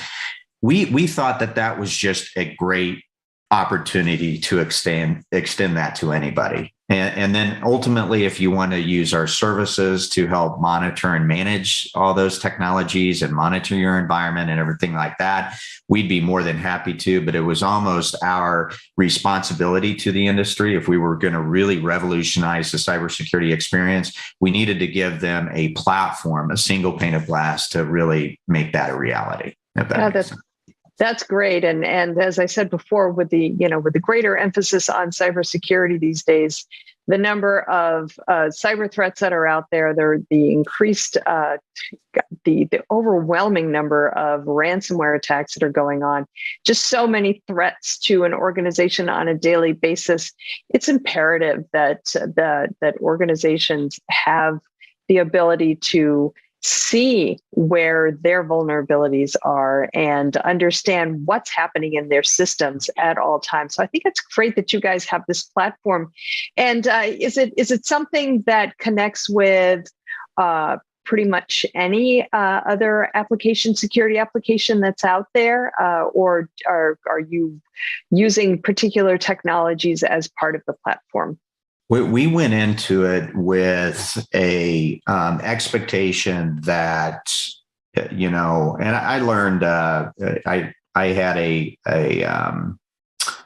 leader one time, actually Neil Patterson, the CEO and founder of Cerner, a large healthcare IT organization, told me one time, he said, you should always build whatever innovation that you have 10 years in advance. And when in the security world, it's very difficult to guess 10 years in the future. But when you're building a platform, it's easier to do because we can say we just need the platform to be developed with 10 years in mind. Everything is simple as saying, hey, I want to be able to run my entire security program off a mobile phone. I need to be built on a modern technology stack. We need to be modular. We got to be technology agnostic. We got to be plug and play.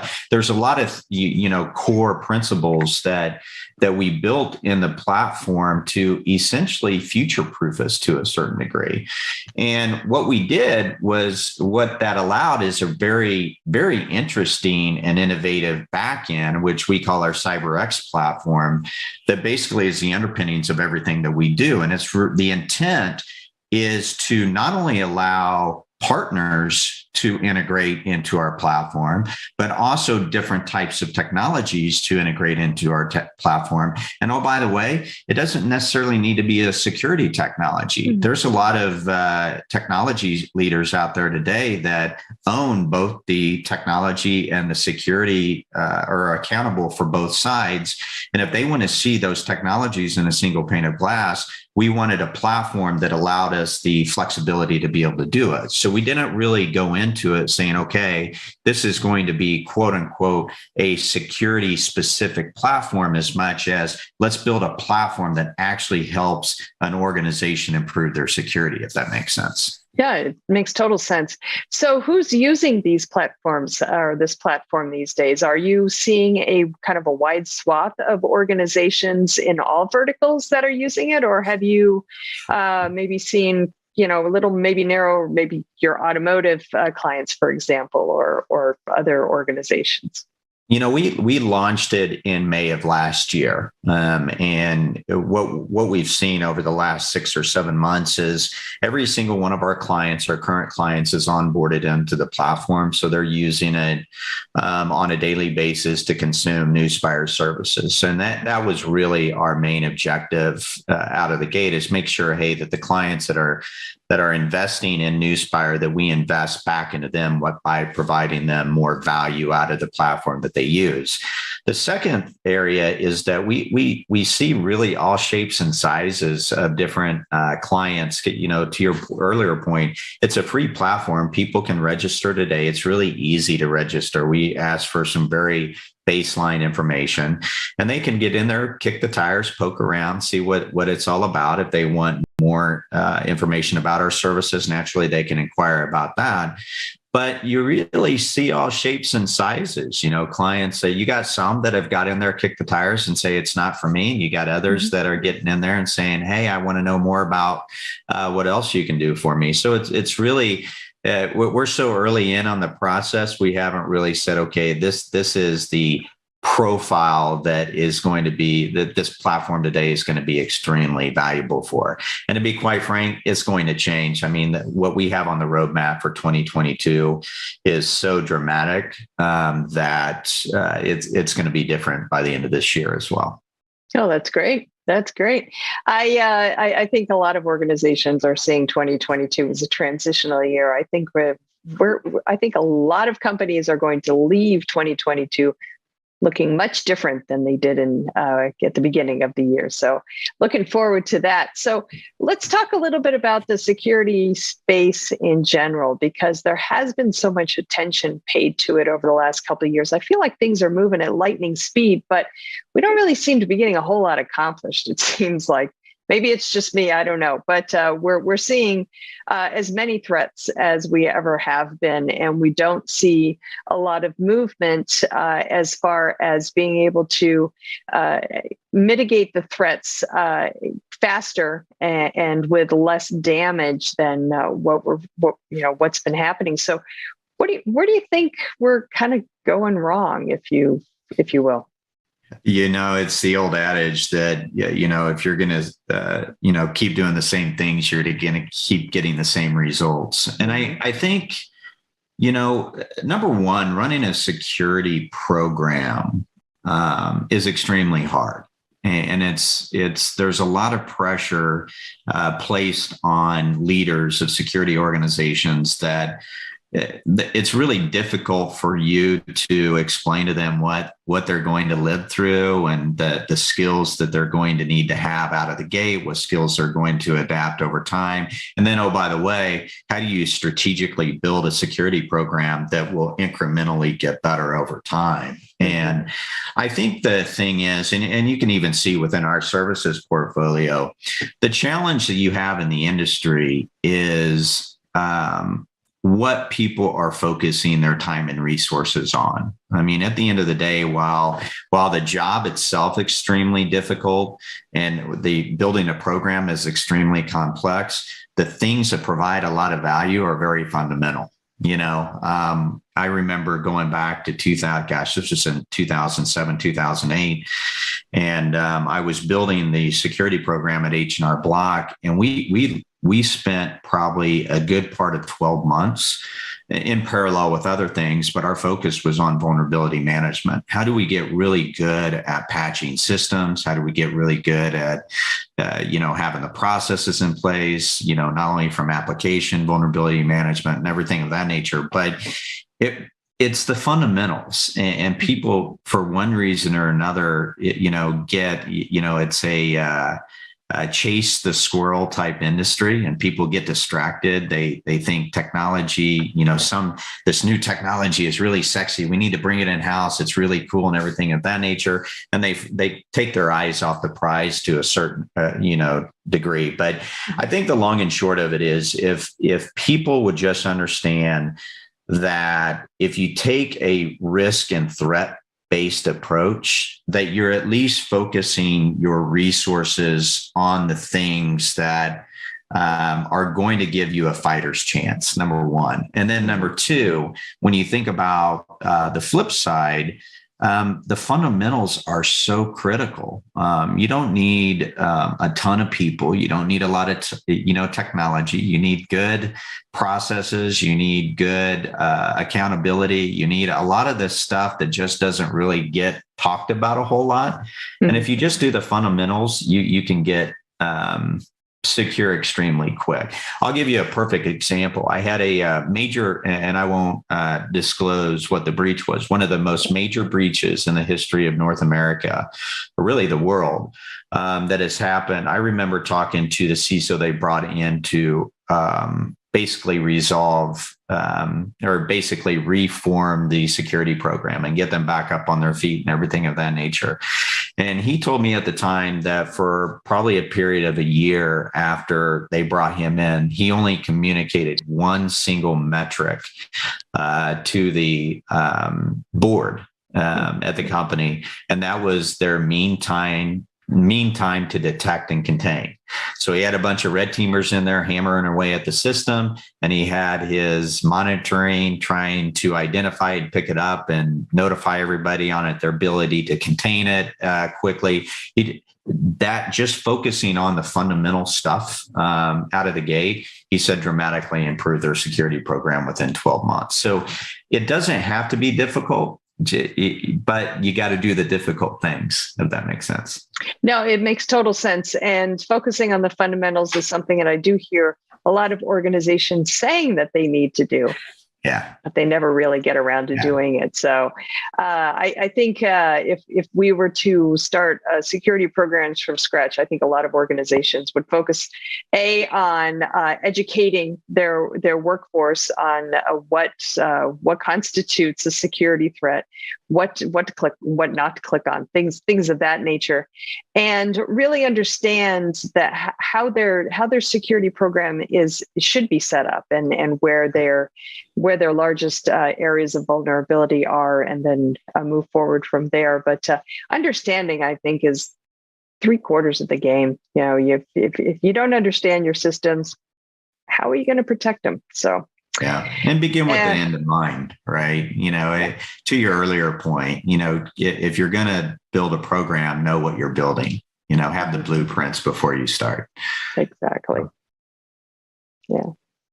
All right, Louis, what a great technology. So if folks are interested in checking it out themselves, where would they go? Yeah, you can go. There's a variety of ways to go to it. The best way would be to go to newspire.com. And not only can you check out the services that we have, but also there's a link there that you can register and get free access into the platform. It gives you an opportunity to do a variety of things. We even have, on some of the more modern websites, we have our intercom feature. So if they want to ask a question or have a enhancement request, or, I'd really love it if it did X, Y, and Z, whatever it may be, we have that built into the platform as well. So definitely interested into everybody's feedback, because we're basically building, our mantra internally is that we're building not only our services, but our platform by CISOs for CISOs to a certain degree, or security leaders for security leaders. And we want to make sure that we're making it valuable, that we're making them want to get in there on a daily basis and see what's going on with their security program. And I think with what we built and what we got planned for 2022, we're a lot closer now than we were when we launched on fulfilling that vision. Awesome. Well, thank you so much, Louis, for taking a couple minutes and having the discussion with me about your company's technology, the security space, and so much more. So I do appreciate your time and your expertise. Yeah, it was a pleasure. It was. It's always enjoyable chat. Great. All right. Great. Thanks. Hopefully, we'll have you come back another time and we'll talk more security. Sounds great. All right. Great. All right, everybody, please stick around. We've got lots more Techstrong TV coming up, so stay tuned.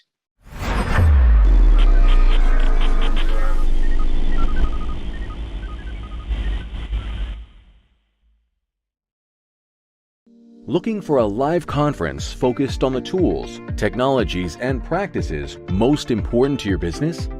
Innotech conferences are live one-day business and technology conferences highlighting the latest in trends for IT leaders, developers, and IT professionals. Each event combines education, innovation, peer-to-peer networking, and the latest technology and business solutions for a diverse IT-focused audience. Inotech conferences occur throughout the year in strategic regional locations, bringing together technology professionals from various industries to learn about the solutions, practices, and tools impacting their day-to-day work and gain insight into what's to come. Presenters at Inotech conferences are selected and curated to ensure each session provides the most up-to-date and relevant information without any hype. Whether you're interested in digital transformation, cybersecurity, cloud, IT leadership, or DevOps, Inotech conferences deliver.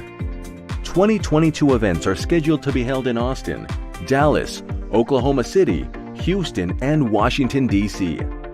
Inotech conferences are produced by Techstrong Live and powered by Techstrong Group.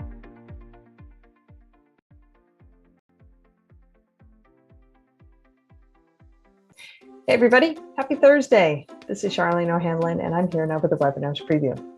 As I always tell you, we have a lot of great webinars coming up on DevOps.com, Container Journal, and Security Boulevard. I've got 3 here for you that are happening next week. Hopefully you'll be able to mark your calendar and join us. The first one is called How to Secure Your Microservices Architecture with JSON Web Tokens. This one is happening Monday, February 28th at 1 p.m. Eastern on DevOps.com. It is sponsored by Fusion Auth. Authentication is core to any application and is commonly extracted to a standalone service. But how can you ensure that users only access data that they should be able to in a scalable, resilient, and secure manner? This webinar will focus on how authorization information can cross such boundaries, how JWTs or JSON Web Tokens can help you secure your microservices, and which signing protocols make sense when. So this webinar will cover JWT basics, signing algorithms, and how to avoid common issues with JWTs, common auth architectures for microservices and context boundaries, JWT validation, and revoking JWTs. Good stuff there. Second one is called Why Zero Trust Segmentation Beats CVE Chasing All Day, Every Day. I love that headline. Happening Tuesday, March 1st at 11 a.m. Eastern on DevOps.com. This one is sponsored by NewVector. Scanning for and remediating vulnerabilities has become a very common and necessary security practice in many software development environments. Unfortunately, though, CVE chasing has also become the primary security activity performed early in the software development lifecycle, sometimes even prioritized over other security layers that are overly complex or negatively impact development velocity. This webinar will compare CVE scanning with zero trust segmentation and offer some real examples of organizations automating zero trust early in their software development lifecycle to block zero-day vulnerabilities their CVE scanning could not prevent. Interesting stuff. All right, the third webinar is called the 2022 API Security Checklist. This one is happening Wednesday, March 2nd at 1 p.m. Eastern on Security Boulevard. This one is sponsored by WallArm.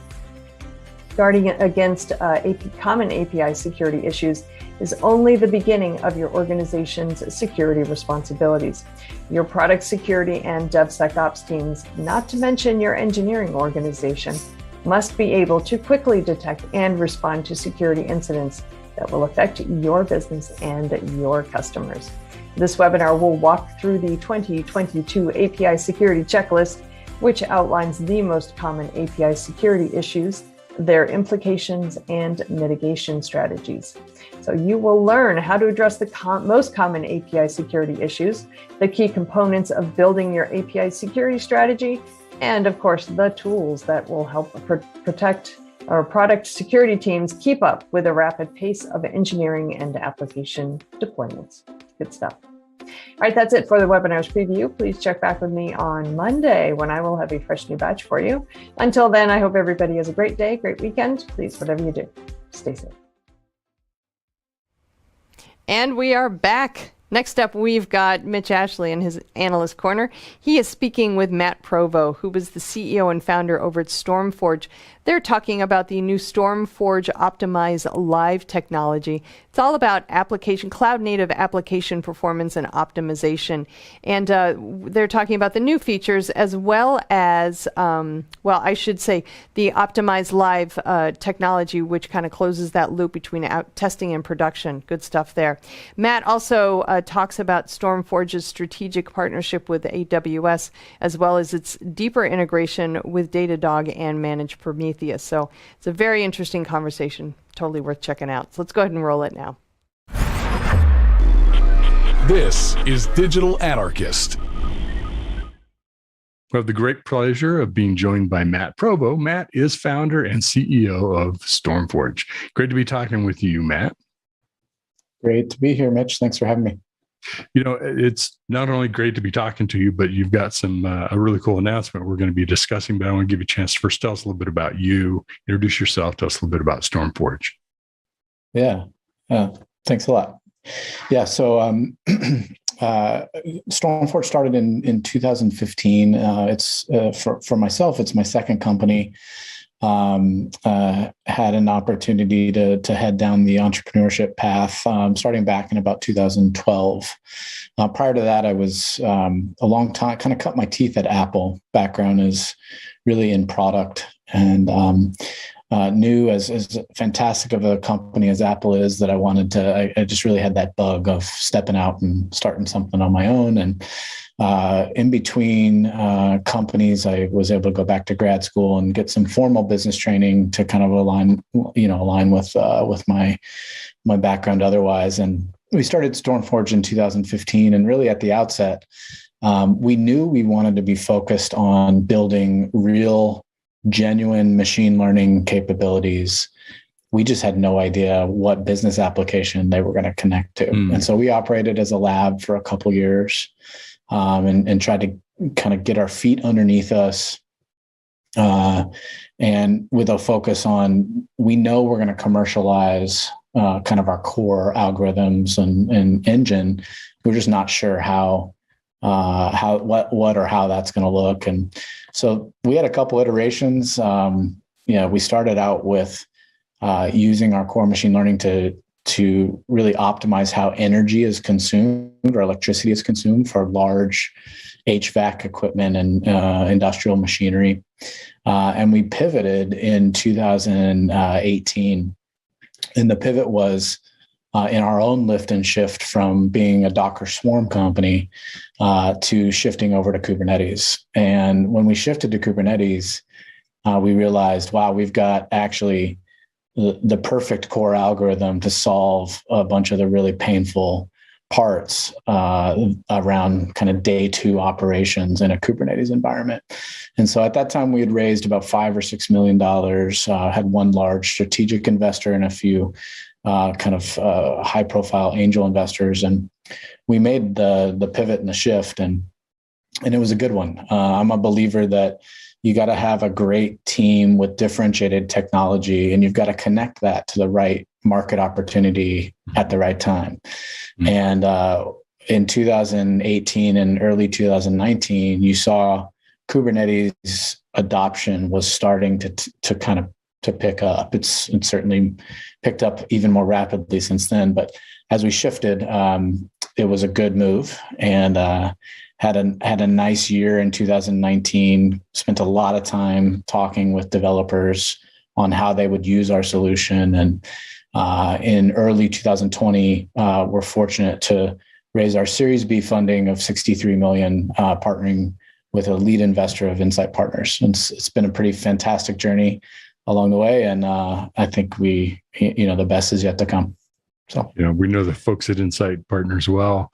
And I can totally relate to your journey, the entrepreneurial spirit, and the things you've gone through. So much of that early stage of a company is, really about figuring out not just what your product is, who it's for, and are you have the right value. They can part with money to buy it. So you can hear all those things in your background, your education, your experience, etc., coming together with timing and the team. So congratulations on getting to this point. Let's talk about your announcement. So yesterday you just announced. I'll let you do the announcement. Tell us what the announcement is. Yeah, no, absolutely. We've got a lot of exciting updates on behalf of the company. The company we had our strongest quarter ending Q4 last year. We're off to a great start this year. Historically, with the StormForge platform, we've always been focused on resource optimization at scale within a Kubernetes environment. And we've had a module in place that we call Optimize Pro that uses load or performance testing as a data input. We released this in 2019, and that's sort of been our go-to-market focus, and it's been fantastic. We view that as kind of the experimentation and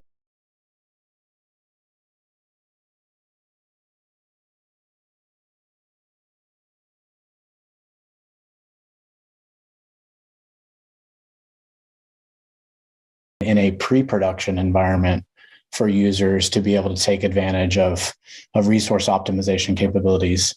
But along the way, we also heard from our customers and our users that they wanted someone to close the loop between pre-production and production. Mm-hmm. And they were looking for a solution where in one platform, you could come and you could experiment in pre-prod, and you could observe and automate in production. And so I'm super excited about the announcement and the release from us, which is what we're calling Optimize Live. And so Optimize Live uses telemetry or observability data as the input. And this is truly our first attempt, and really the first situation that we know out in the market where where someone is closing that loop between pre-prod and production. And so alongside announcing Optimize Live as a addition to our platform, we're also announcing strategic partnership with AWS.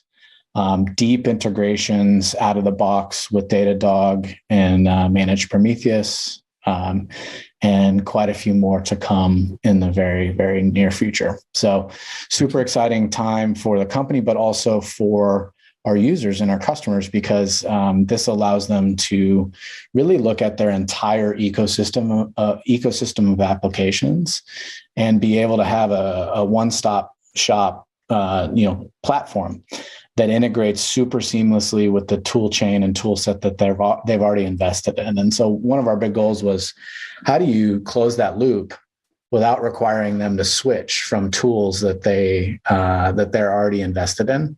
And how can we as a company stay focused on where we're really great, and then integrate and partner otherwise? Mm-hmm. It's interesting. So there's so many interesting things, I think, in your announcement. I mean, obviously, observability is a hot topic, been that way for the last year plus 2 years.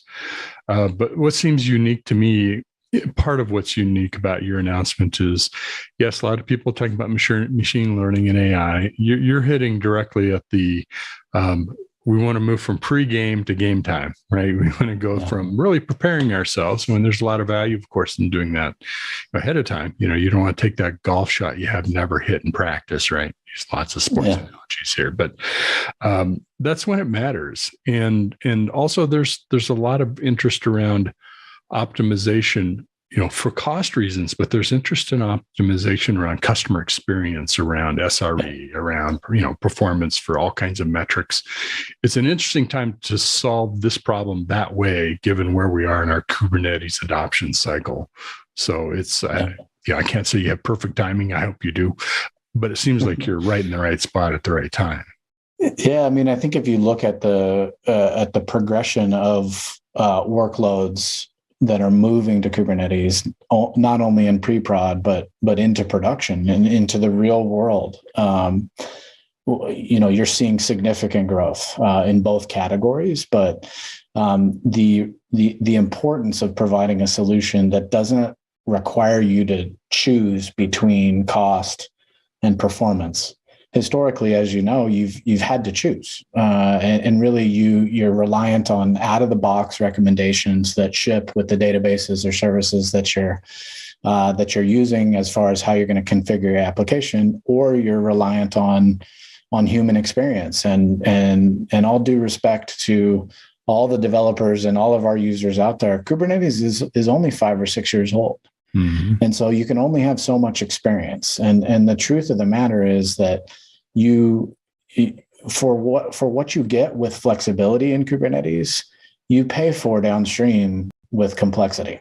Mm-hmm. And that complexity gap is a really painful issue for people to try to navigate. And so our goal is to insert the right kind and right level of automation into the process that actually empowers developers into the process instead of automates them out of it. But they don't want to be sitting there manually tuning their applications on an ongoing basis. This releases them back to innovating and giving them an opportunity to really build what they want to build, and letting us take care of those menial tasks while also not causing them to choose or trade off between what they care about at the individual application level. And that's a pretty powerful promise that and our charge is to really deliver on that. What I think is interesting too is thinking that time frame when you move from containers to Docker to starting to work with Kubernetes and ending up where you are in this space with this product. So much has changed, and complexity is part of it as well too. But think about where we will be in 2 years from now or 5 years from now when we think about Kubernetes or whatever is on the plate at that point in time. Yeah. So optimizing today is not going to be the same as what optimizing tomorrow or a year or two from now. It is a continual process, and is it reasonable for every developer to be an expert at that optimization over all that time while figuring out the next technology, while doing expanding the architectures that we're using or whatever we're doing? It's a big challenge. So it seems like that's a great application for AI/ML right there, as well as your expertise. And we really, we didn't want to just build AI or ML to build AI or ML, or certainly just slap that on as sort of a tag. And that does happen. We're a pretty competitive bunch at Stormforge, and I think we wanted to really figure out a set of problems that with continued adoption and growth actually only increase in challenge. And as you know, software release is not static. It's an ongoing thing. It's a fluid. It's not a solid, right? Exactly. And so we don't see we don't see plateau very often in the value that we can provide, which is great. And the system definitely keeps on learning and keeps on getting better. And we only believe that's going to be a part of the future of what our users need. So, talk a little bit about connect the dot from the early AI and machine learning. And I know that's not the only part of course, your product and the announcement, but it's today we all get a little AI wash in our marketing when we're talked to about AI, and we have real AI too. What was it about the things that you learned early on that helped you form the pivot for Stormforge and get to this place in the product when it comes to applying AI ML? Yeah, no, it's a great question. So we started trying to go to market a little bit with the original application of our core machine learning, which was again around energy management. And what we found pretty quickly was when you go into any given data center, you go into any given manufacturing facility, you go to these kinds of environments. In that world, you run into so much legacy software, and you run into so much differentiation between facility over facility. I remember working with a large one of the largest data center providers, and they had a location with 6 massive data warehouses literally next to one another. And you would go into one and it would be one IT structure. And you'd go literally into the one next door and it's completely different. And so, what I said earlier around, the right team, differentiated technology, connected to the right market timing, was really important because, not that there aren't amazing services oriented businesses out there, because there absolutely are. We didn't ever set out to build a services business, but it was very clear that we were going to be what I call kind of a white vans and ladders services business. And we were going to have to basically implement from scratch every single time. And so it was, and I think this is one of our superpowers as a company, as certainly in the first few years, was being able to say, that's not going to work. It doesn't align with what our vision and purpose is. And how do we pivot appropriately and accordingly? And, it was really a one weekend pivot where our first data scientist, employee number 1, ran into this challenge that we were trying to solve for and realized, well, some of what we're running into with energy management could be solved by shifting from Docker Swarm to Kubernetes.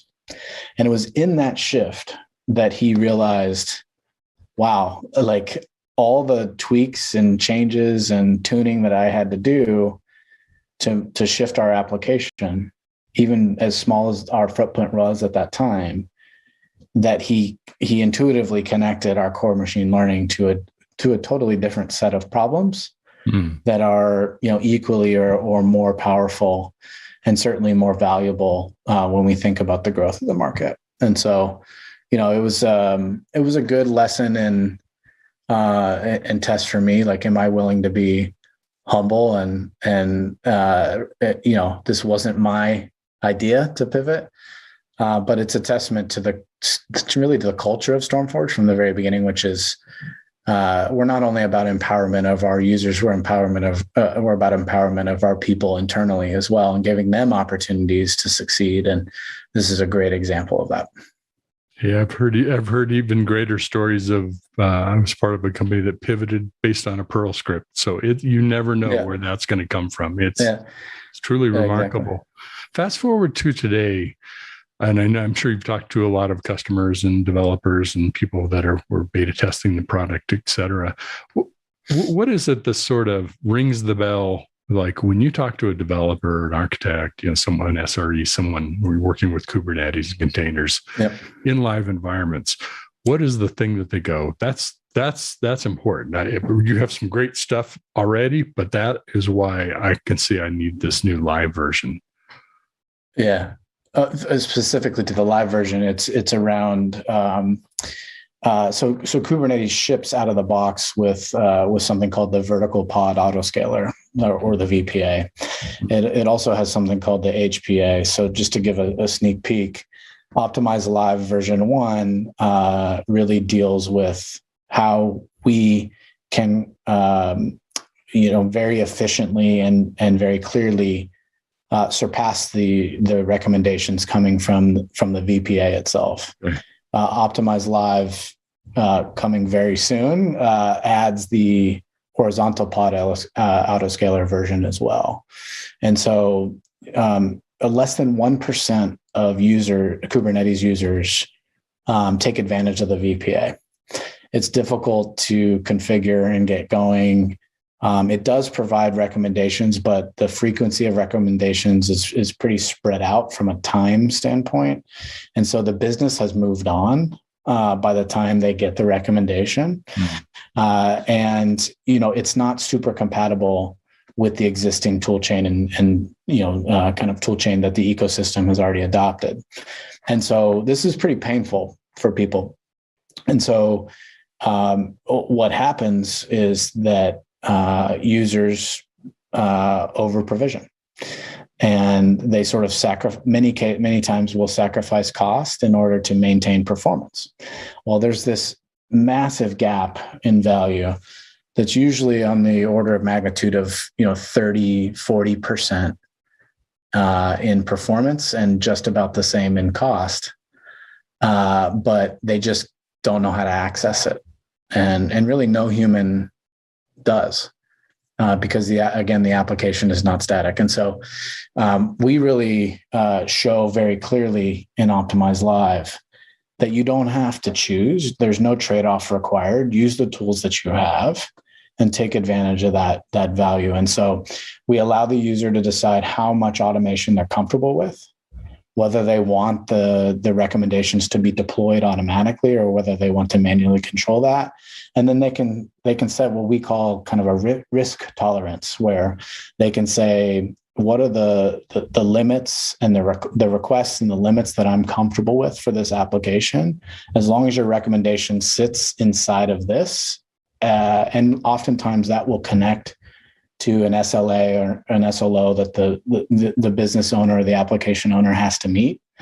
Go for it. And so, pretty quickly it gets to kind of set and forget as they trust the technology, which is frankly a big responsibility for StormForge. But I think we're at a place now where we can deliver on that promise, and it's a pretty powerful result for those that take advantage of it. Oh, excellent. Anything else on the announcement we haven't touched on yet? So I think the other piece for us is just that we get a lot, especially last year. We just got a lot of requests and a lot, frankly, some demand. A lot of our addressable market lives in regulated environments, whether that's financial services or the government, or we operate in North America, but we also operate in Western Europe. We have an office in Cologne, Germany, and so, as a part of the overall announcement and let's call it the maturity of the StormForge platform, we're now fully compatible both in a public and private cloud environment. We can go completely air-gapped and on-prem with our solution. And so, some exciting updates there, because it just means that more organizations can take advantage as they're adopting Kubernetes of optimization capabilities as well alongside that, and then, just reinforcing, super excited about the partnership with AWS. We've got some other exciting ones coming very soon with other cloud providers and Kubernetes distributions, as well as, Datadog and Prometheus. We'll be announcing a number of other observability and APM integrations shortly as well. Well, excellent. Congratulations, and thanks for sharing with us. Where can folks find out more for like a free trial or sandbox or whatever else you might have to offer? Yeah, we definitely want people to take advantage of this. So Optimize Live will, we kind of think about it container by container, if you will. And so users or people can go to stormforge.io. They'll be able on the homepage to sign up for a free trial of Optimize Live, and they'll, for the foreseeable future and really free for life, we'll be allowing them to optimize up to 20 containers for free. And so we've found with our design partners and beta testers and the like, that it's a good way for people to kind of get a taste of the value and then figure out how they want to expand that over time. But yeah, go to stormforge.io, sign up for a free trial, and you can also request to spend some time. We've got a bunch of Kubernetes experts in-house that'll walk you through, getting started and getting going, as well as even just strategically how you're thinking about your own lift and shift and move over to Kubernetes and the like. So I'm excited we can help in a bunch of different ways, and The CNCF has been a fantastic partner of ours as well. And as a company, we're certified as a Kubernetes, we're a Kubernetes certified company, and we've got a bunch of people that have their certifications in-house. So they are as well. Definitely a great partner and some impressive partners you were launching with. So, well, congratulations again, Matt. Thanks for sharing with us. Matt Provo, founder and CEO with StrongForge. Hope you come back again. I'd love to come back. Thanks, Mitch.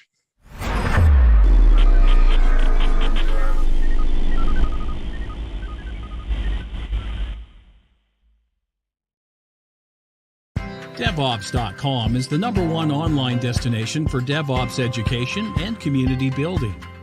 DevOps.com covers all aspects of DevOps, including DevOps best practices and tools, DevOps culture, DevSecOps, business impact, continuous testing, continuous delivery, and more. DevOps.com has the largest collection of original DevOps content, featuring breaking news, blog posts, podcasts, and more. Visit www.devops.com to learn more. DevOps.com, where the world meets DevOps. All right, we are back. Next up, we've got a double shot of The View with Vizard. In Mike Vizard's first conversation, he speaks with Deep Fence CEO Sandeep Lahan. They discuss what organizations should be really taking away from the Log4j shell vulnerability crisis. A lot of takeaways in this conversation, and definitely one worth checking out. And then after that, he's talking to Betty Blocks CEO Chris Obden. And Betty Blocks is a low-code platform. And so Chris and Mike discuss why 2022 is the year that citizen developers finally come into their own, thanks to low-code platforms. Interesting topic, interesting conversation.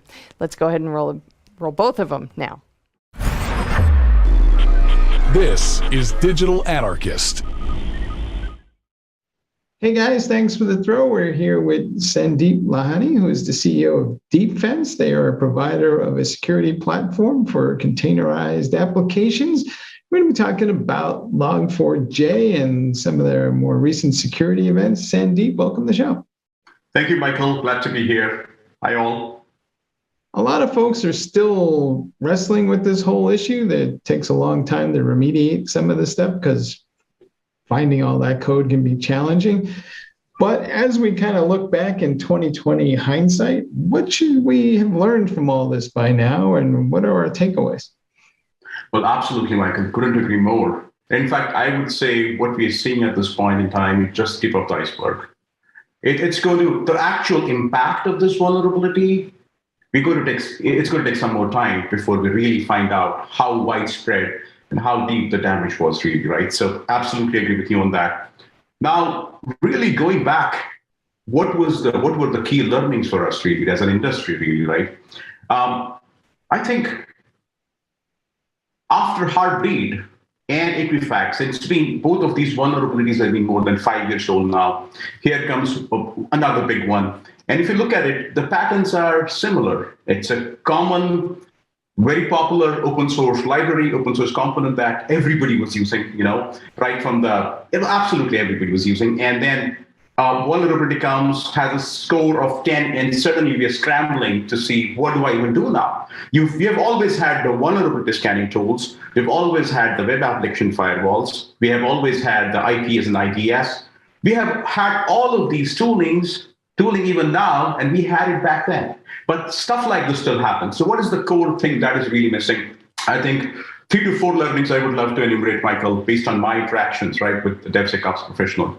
First thing really is generating a bill of materials, right? Really figuring out, really enumerating everything that we have got running within the infrastructure, right?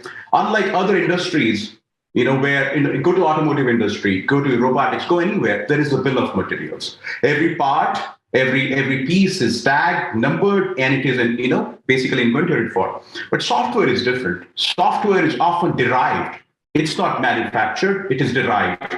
You have flavors of the same software running in different ways. So it's harder to generate bill of materials, but the time has come. And software bill of materials really, Michael, isn't a new idea. It's been there. but it just never was taken, I think, as a source of truth of everything that you've got running. Number one is that generate SBOM. In fact, we at Defense even let's go even beyond that, because what happens is SBOM gives you inventory of a huge number of software components that you might be using directly or indirectly. But at runtime, you really need to say, well, out of those 10,000 packages that I have, running or listed, how many of those are really running right now? How many of those are in my production infrastructure, at runtime? And that's probably a smaller subset that can be managed. You see what I'm saying? So absolutely start building with SBOM, go to runtime SBOM, and mark that as a source of truth. So you always have a way to go back and see, I know new vulnerability has come, and here is my source of truth, and here is the part of that source of truth that is in action at runtime, right? Number one. Number two, Michael, and this was really a surprise. Oftentimes people knew, all the time people knew that they're affected by Log4j, right? Because there were scans, they knew there was some way to figure it out post facto that Log4j is there.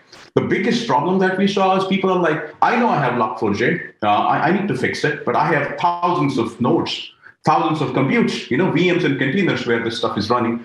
How do I prioritize? I can't fix all of them at the same time. How do I go to that? I think this is where the existing gap is there in the whole DevSecOps process. On the left side, we're scanning stuff, we're scanning even more rapidly. In fact, after Log4j, Michael, there is 3x more investment going in, 3 times more investment going in scanning for vulnerability, which is awesome. But what really happens is you scan more, you develop more, and it's a never-ending cycle, really, right? So how do we ensure that you have the runtime context to be able to prioritize and say things like this? You know what? I know Log4j is in that particular container image or that particular VM, and I also know that traffic is actively going there. And there are 5 other nodes where it is not the case. The vulnerability exists, but nobody can reach those nodes. Now, this kind of context is just not there on the left side of CI/CD, right? And you have this on the right side, but on the right side, you don't have the vulnerability data. You see what I'm saying? So these are different poles, really. And that's the gap, that's the sort of a glaring hole within the DevSecOps process. I think that needs to be bridged. Do you think the creation of the SBOM will get more automated as we go along? I feel like a lot of this situation exists because nobody just wants to manually enter the data. And as the application grows over time and there's multiple developers, no one's even quite sure what's in there in the first place. Well, absolutely. It has to be automated. It is becoming automated. There are vendors, tools, open source projects which are being put out there, Michael, which will make this process a part of your SDLC, part of your CI/CD. It is not an add-on. It's not an option. You must have this. Just like you code, you need to know what else you have running. It's a fundamental building block. Should be fundamental building block of SDLC. Absolutely. Yeah. I'm old enough to have lived through a couple of these crises, and so are you. And every time we say the same thing, this is going to be the wake-up call, and then everybody panics for about an hour, runs around, does their thing, and then they roll over and hit the snooze button again, and we don't wake up, and we just do this over and over again. It seems to me there will be more zero-day vulnerabilities discovered, especially amongst these smaller open-source projects. Is there a way to fix this fundamentally, or are we just always going to run around with our heads cut off? It's a good question. And in fact, you know what? I agree with you, Michael. We're going to see more and more of these things, because there are real, 5 years ago, things were different. They were more targeted, really, right? So you had struts. Now there's a whole ecosystem. There's a whole industry around it. Just within 24 hours, we could see people are downloading XMRig, the crypto miner, right, to exploit Log4j. So there is a whole industry, very, very quick monetization strategies around some of these things, really, right? So a couple of ways, I think as long as humans, as long as we keep writing code, stuff like this is going to happen. The nature of vulnerabilities will change, sure. Even if, like I said, in fact, I was participating in a discussion recently where we were talking about formally verified hardware and running formally verified software on top of that. Well, you might not have a buffer overflow, but you would have some other kind of vulnerability. A couple of ways to go about this. SBOM, of course, like I said, that's the source of truth. That's where it starts, but that's where it doesn't end there. That's just the beginning. And then really ensuring that the open source projects which are being used are commercially supported. Somebody has to be taking care of these things. This cannot be one lone developer sitting in the corner of world, which is really having that building block the whole world is using, right? So there have to be alliances like there's the CNCF around cloud technologies, openness systems coming up. These alliances have to adopt some of these projects, Michael, in my opinion, and say, you know what? Here are the 10 projects we've identified, or here are 100 projects that we've identified. These are small tools. They don't have a lot of people behind them, but these are critical infrastructure pieces, and here is how we plan to support it. Generate sponsorship around it, get industry to commit, get vendors to commit, get enterprises to commit, really. I think that will bring in some more order to how much rigor and how much love these projects get, right? So absolutely. You mentioned DevSecOps, so let me ask you, how much of this is a cultural issue versus a technical issue? It seems to me, at least on the face of it, nobody got out of bed this morning and said, yeah, let's go write some insecure code, but we managed to deploy insecure code all the time. So is it that the developers aren't taking enough responsibility? The DevOps teams needs to change? The security people need to be more involved? What is the ultimate answer here? It's a team sport, Michael. It's a team sport. Gone are the days when devs, operators, and security operators were different teams and different personas. This whole thing, really, like I said, there was a software, there is a SDLC. There has to be, SDLC's definition has to be enhanced to include security as a core component. Just like you compile your code, just like you interpret your code for unit testing and all of that, before running, security has to be at that level. Really, it has to be, and then this is the whole shift left movement that you see, right? You've got devs, ops, and SecOps, and it has to be a team sport throughout. So it is certainly a cultural issue. We're evolving as an industry. DevSecOps, just a few years ago, we did not have this concept. We're learning still as an industry. So certainly that there is a learning, there is a shift left that has to happen on the process, on the people and the culture side. There is also tooling, which is the second part. If I had a way to generate SBOM, when I'm building my container image, I wouldn't have had this issue, perhaps. Or maybe I would be more mindful of what I'm really running, right? But some of these tooling has to be really, really so commoditized. It's just like your editor. It's just like your compiler. It has to be at that level, really, right? And then it stays with you throughout the process. So certainly tooling. And not tooling just for the one spectrum or one end of these CIC, SDLC. It has to be for the devs. What devs learn has to be translatable to the ops people if they are two different personas still, which is still a case in bigger companies, really. And they should be able to consume it and use it, right? And the operator should be able to say, hey, I got this stuff from you, which is a source of truth, but at runtime, I see here is the finding. And that runtime context has to be able to feed back into the earlier stages of the CIC. You see what I'm saying? So it's really a 360-degree continuous process, just like you do with unit testing, functional testing. It has to be part of that. That's how I look at it, Michael. How much are we talking about shifting left versus, I might say, leaning left? Because developers will say it's a little unfair to throw all the weight on them. They're not security experts by any measure. And maybe just the organization as a whole has to lean a little bit more left towards those developers. But I think we get confused when we start saying shift left, because the developer looks at you and says, I got to write code. I got other things I got to do, and I'm not going to be a security expert anytime soon. Well, absolutely. I think, that's a great question. And then that's where the cultural bit comes in picture, really, right? What is enough? When does this make, sound meaningful now, right? Like, have I shifted left and do I have everything, ready now? Well, I think this is going to be a journey. I see startups, this stuff is sorted out. Dev and DevOps, it's really the same persona now. The developers are responsible for the well-being of their services, their microservices, their containers throughout, really. Security, not so much still right now, really. So I think that's what I'm saying. So it has to be built in as part of tooling. You don't have an option developer to get this out unless you can show me an SBOM. You see what I'm saying? Just like you can't check in or run broken code. Similarly, you cannot run a code which doesn't have an SBOM, for example, right? And similarly, ops should be able to come in and say the same thing like, well, I have SBOM, but I need this because at runtime I'm saying that's the deeper observability thing, I think. If you want to be secure, and trust me, 80% of the stuff in modern enterprise stack is basically open source stuff, really. And that's the stuff written by, people you don't even know. So the only way to really do this is build that observability. That the friction lies because there is no clear-cut way to measure this.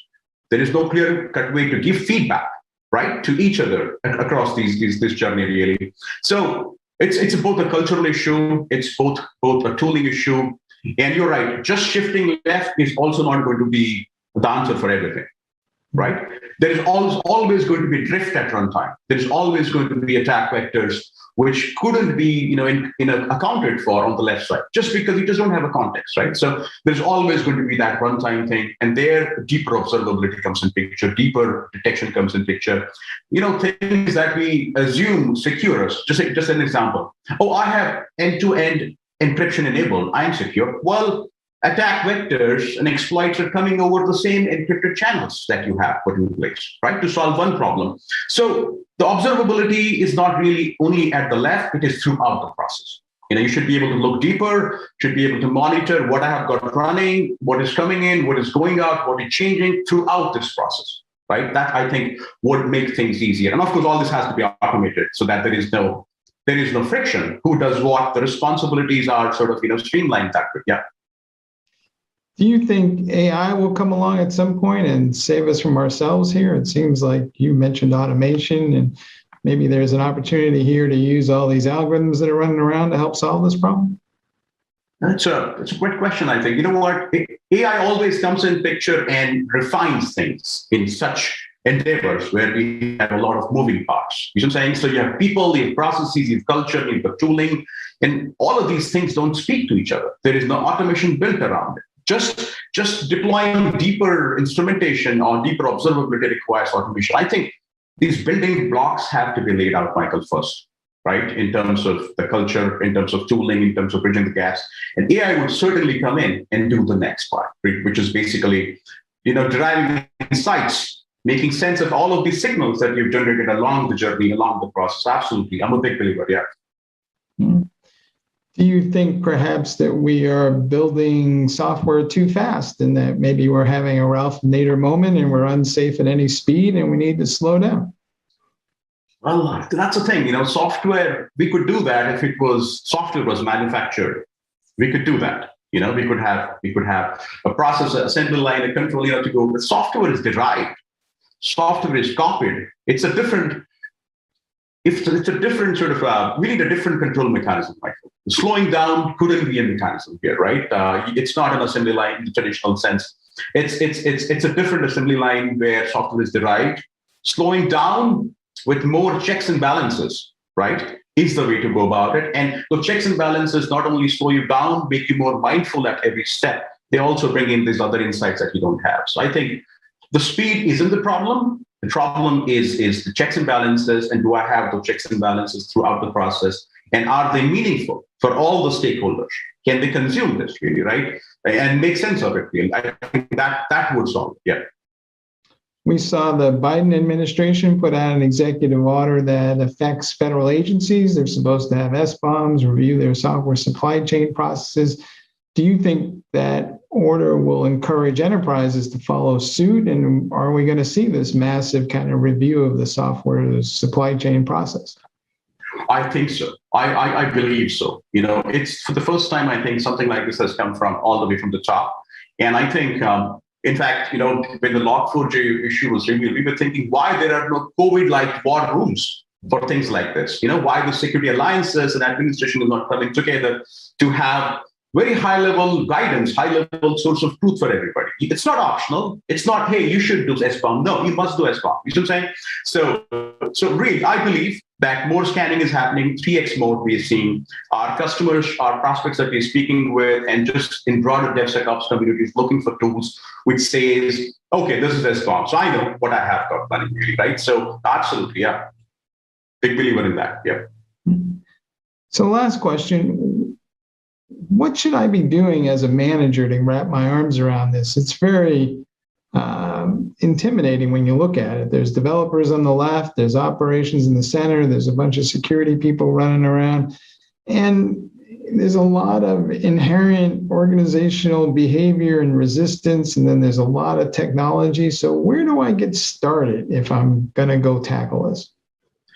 Absolutely. You know what? I think the answer lies in building a brand or a whole new program called SDLC observability or security observability, right? And we are in that space, but not really, plugging defense here, but Michael, but I think it's the need of our. Everything that, like I said, everything you have now as your security apparatus, right? If you go to a CISO and say, hey, what do you have? And then I have EDR, I have FIM, and I've got vulnerability. You had all of this 5 years ago. You had a lot of this 10 years ago as well, right? The names were different, but similar technologies were there in some other form. What you did not have is really the ability to really make these tooling, make these things talk to each other, right? And have these results consumable from one stage to another. I think that's what would conquer. I would, in fact, go on urge to say that really the time has come to rethink, relook at not just looking at, hey, here is my budget for vulnerability management. No, that's not enough. You have that budget. What you really need is a separate budget, separate process to really build security observability program. Start with dev, go all the way to right, and then come back and keep doing this. That's the only answer. There will be learning. All of us are learning as an industry, but this is really the only way I see we could be certain about things. Really, we could be more comfortable about things. And like I said, culture, processes, all of those are learnings. But at least let's make the data available for people who are on the front lines to be able to look at, to consume these things really, and say that, okay, this makes sense. I did not have this earlier, now I have it, so I'm going to be able to do certain decisions, right? So stuff like that. So yeah, absolutely. Security observability, need of the hour. All right, folks, you heard it here first. Get out that white paper, sketch it out as the desired state that you want it to be in, and then start working your way towards that, and you'll eventually get there one way or another. Hey, Sandeep, thanks for being on the show. Absolutely, Michael. Always, happy to be talking to you. Thank you so much. All right, back to you guys in the studio. Bye.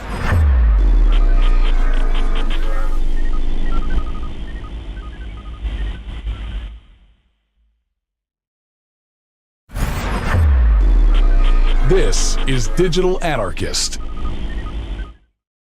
Hey guys, thanks for the throw. We're here with Chris Obdam, CEO for Betty Blocks. They are a provider of a low-code platform. And that, of course, is driving all things related to digital business transformation these days. Chris, welcome to the show. Hi, Michael. Thank you for having me. It seems like 2021, at least, was the year of low code. What do you think is going to happen as we look into 2022 a little bit? Is it going to be more of the same, or what will change? I think excellent question to start with. And low code will continue to be big, of course, and continue to grow. It's not only our own predictions, but those of analysts as well. And we expect the low code to continue to grow. So I think it would be more about the nuance to low code and which part of low code will grow. And so we expect a lot from the business oriented part of low code. So the low code bit for professional developers has been quite established. There's still a lot of growth there. I think the next wave will be in the citizen development or citizen technologists, business technologists, depending on how you'd like to call them, in that space, because I think that's where the most value will be created. So I think that is what I expect for 22. What will drive that? Because a lot of people will say it's an interesting theory, at least, to have citizen developers, but people say, well, they don't exactly build the best looking applications. They know less about security than the average developer. And sometimes these things don't scale because of the way they're constructed. So how do we enable citizen developers to build applications that can actually run in an enterprise? Yeah, so we're in a technology space. So at the end, technology is always the answer to questions like this. So I completely agree that those are important pain points and problems right now, end of 21. But in 22, those will be definitely answered, and those pain points will be fixed. So governance for us as Betty Blocks is a really important topic. So making sure that people build stuff that doesn't break anything, or doesn't hurt the company is our number one priority. And I think that won't be only for our company, but wider in the space as well. So I fully agree with the problems that there are, but I think the solutions will come in the next 12 months. So will there be more guardrails or things inside the platform itself that will help people build these applications with just, maybe a couple of hints from the platform? Yes, certainly. I think there are a couple of topics around this area. And I think the first one is always ease of use. So when I started my own company and when I did development myself back in the days, it was really low level. And then for developers, new tooling emerged, which make the development process easier and more of a higher quality. And that movement you will continue to see as well. So the drive for ease of use is becoming more and more important. When more business users are using low-code tooling, that means that we need to make it easier than now. So there are a lot of technology aspects, development aspects still involved too much. So that is one thing that I expect to change and where we are working on as BettyBlocks as well. And that includes guardrails, of course. So guardrails for us is more under the governance part of things. So when you look at governance, it's all about first to start that you have control over who is building and who is putting what to whatever audience is an important topic. So if you have this business user developing something in a corner of a company, you want to know who that person is, maybe not directly prevent that person from development because he might be onto something great. But you want to make sure that that person is in this sandbox, not breaking anything, still doing awesome stuff. But when that person is ready, can put up his hand and say, I think this is ready for the rest of the world.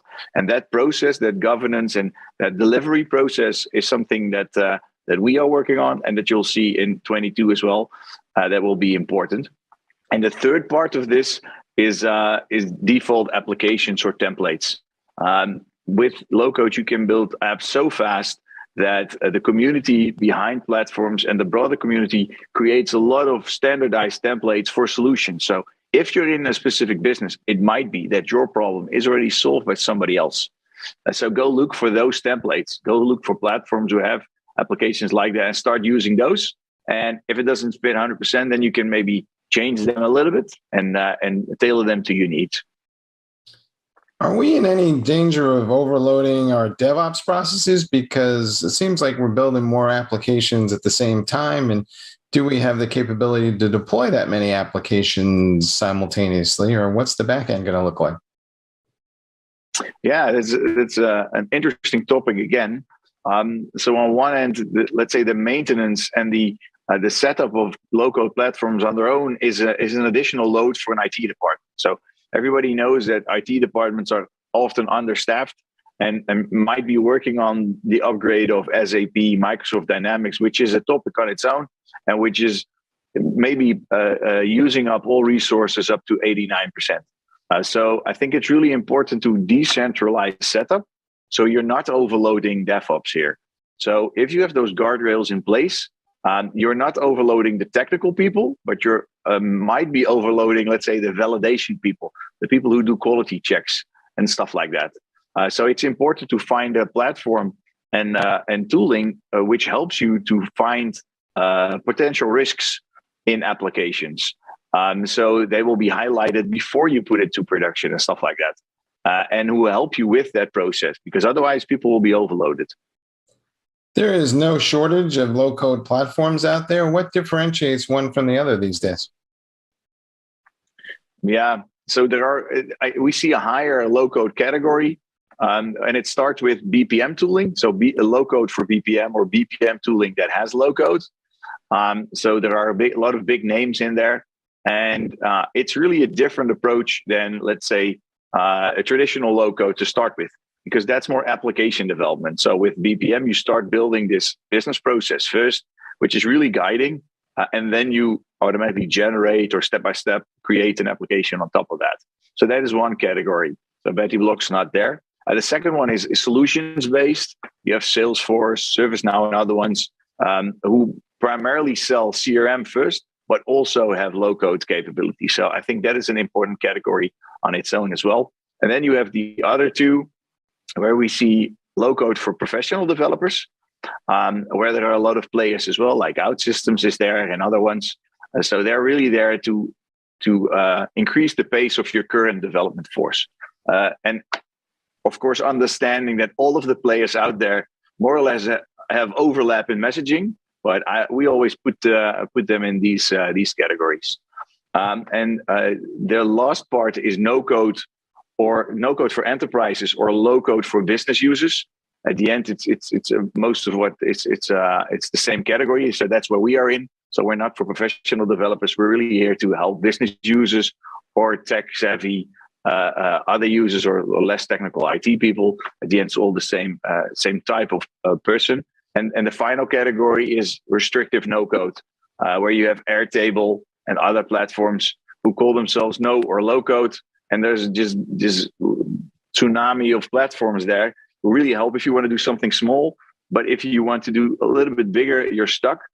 So they have the right use cases for that, but I think they're a category on their own as well. And so we're more for the mid-sized applications, small to mid-sized applications, where the business is the most important driver. Yeah. Do you think a lot of organizations are rethinking their digital strategies right now? Because it seems to me, at least, there was a rush after the pandemic, and now I wonder if a lot of people are looking at these projects and going, well, they're not quite what we thought they were going to be. So have you seen a phase 2, as it were, of digital transformation coming? That would really make sense. And I see some early signals there as well. I was talking to an English utilities company, and they were more or less on that same track as well this week. So they were working on, they had like 30 applications being built. And let's say some of them, let's not name a number, actually brought value to the company. So I think the pandemic brought a lot of acceleration, and a lot of acceleration of really legacy-based or traditional software-based software. But the overall innovative power of the company more or less was cornered in that area. So everything that was about desktop services and stuff like that really got an acceleration, but the overall innovation part has not really taken place that much. So I think there's a good rationalization right now in terms of how to approach that.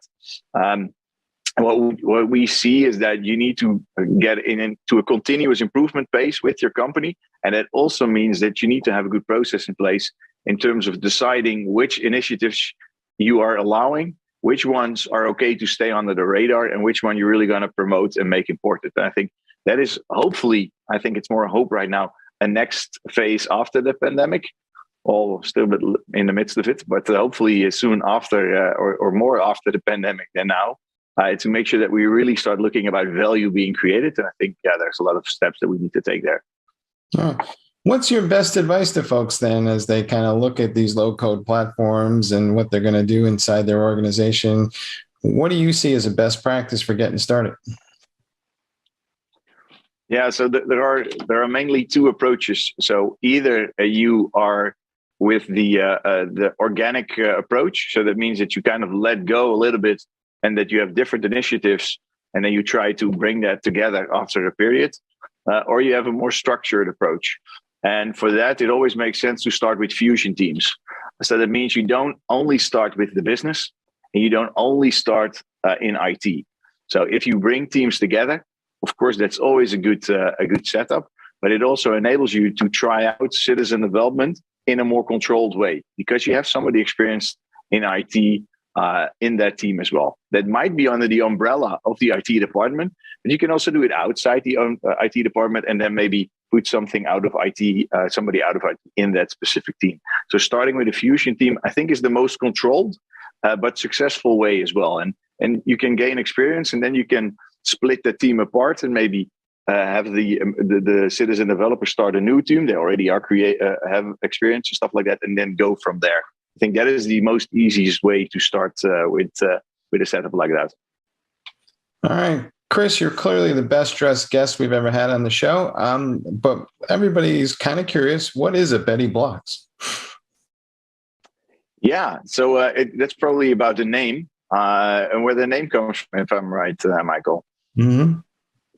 Yeah, so So the company started quite some time ago. When I founded the company, I didn't have any children. So everybody asked me, is that your daughter? I do have a daughter nowadays, but she is not named Betty. So I didn't name my daughter after the company as well, which I think is a good sign, because there's more in life at the end than just building a company. So when we were building the product itself, we were struggling to find a name. And what we were doing is to humanize software development, right? To take the hard part out of it. So we really were looking for a human-like name. And we discussed that with our first pilot and beta customers. And what happened is that they did an internal survey to help us find the name. And of course, when you're in beta mode, you really work closely together. So you like each other, so you like to tease each other as well. So what happened is that our first beta customer did a survey internally to find a name, and they were really making it a competition to find the most stupidest name ever. So they ended up with the name, and it's not a stupid name, but they thought Betsy, like who calls his company Betsy? And we were like, no, I'm not sure if that's a name that I want to use for my company. But then internally, we didn't decide anything. So then internally, people started using the name Betsy for fun, and then it grew into Betty. So this is by far maybe the most organically grown company name in history, because that is where our company name comes from. So we're a bottoms-up company, and even the name comes out of our customers. So I think we're doing quite okay there. But we need to make sure that people understood what we do, and with blocks, you build a company. So, and that's where Betty Blocks comes from. All right. Well, it sounds like you guys are great sports. Hey, Chris, thanks for being on the show. Yeah, thank you. All right, guys, back to you in the studio.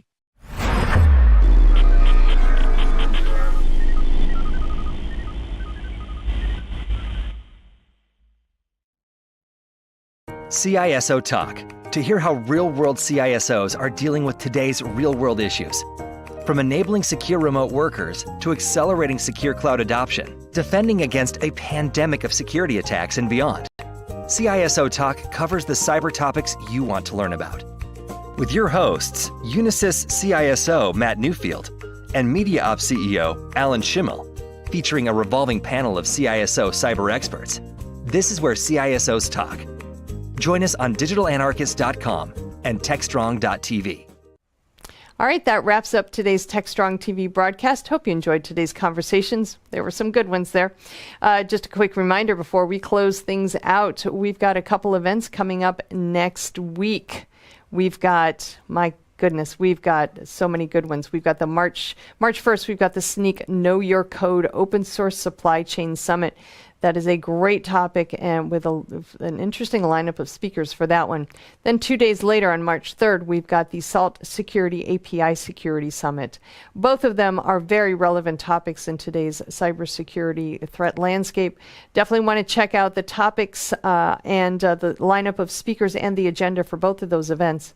We also have some great stuff coming up for live events starting at the end of March. We have the first in our Techstrong live events. They're kind of roadshow type events, one-day things. We kick things off in Atlanta. We have a DevOps Cloud Native Live. That's happening March 29th. And Cybersecurity Live, which is happening March 30th.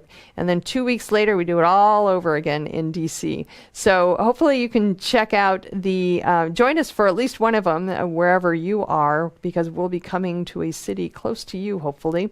So you can check out the entire lineup for the events, the Techstrong Live events, DevOps Cloud Native, and Cybersecurity Live events, as well as our virtual events and our InnoTech events, which are quickly coming upon us. We've got some I think, starting in April.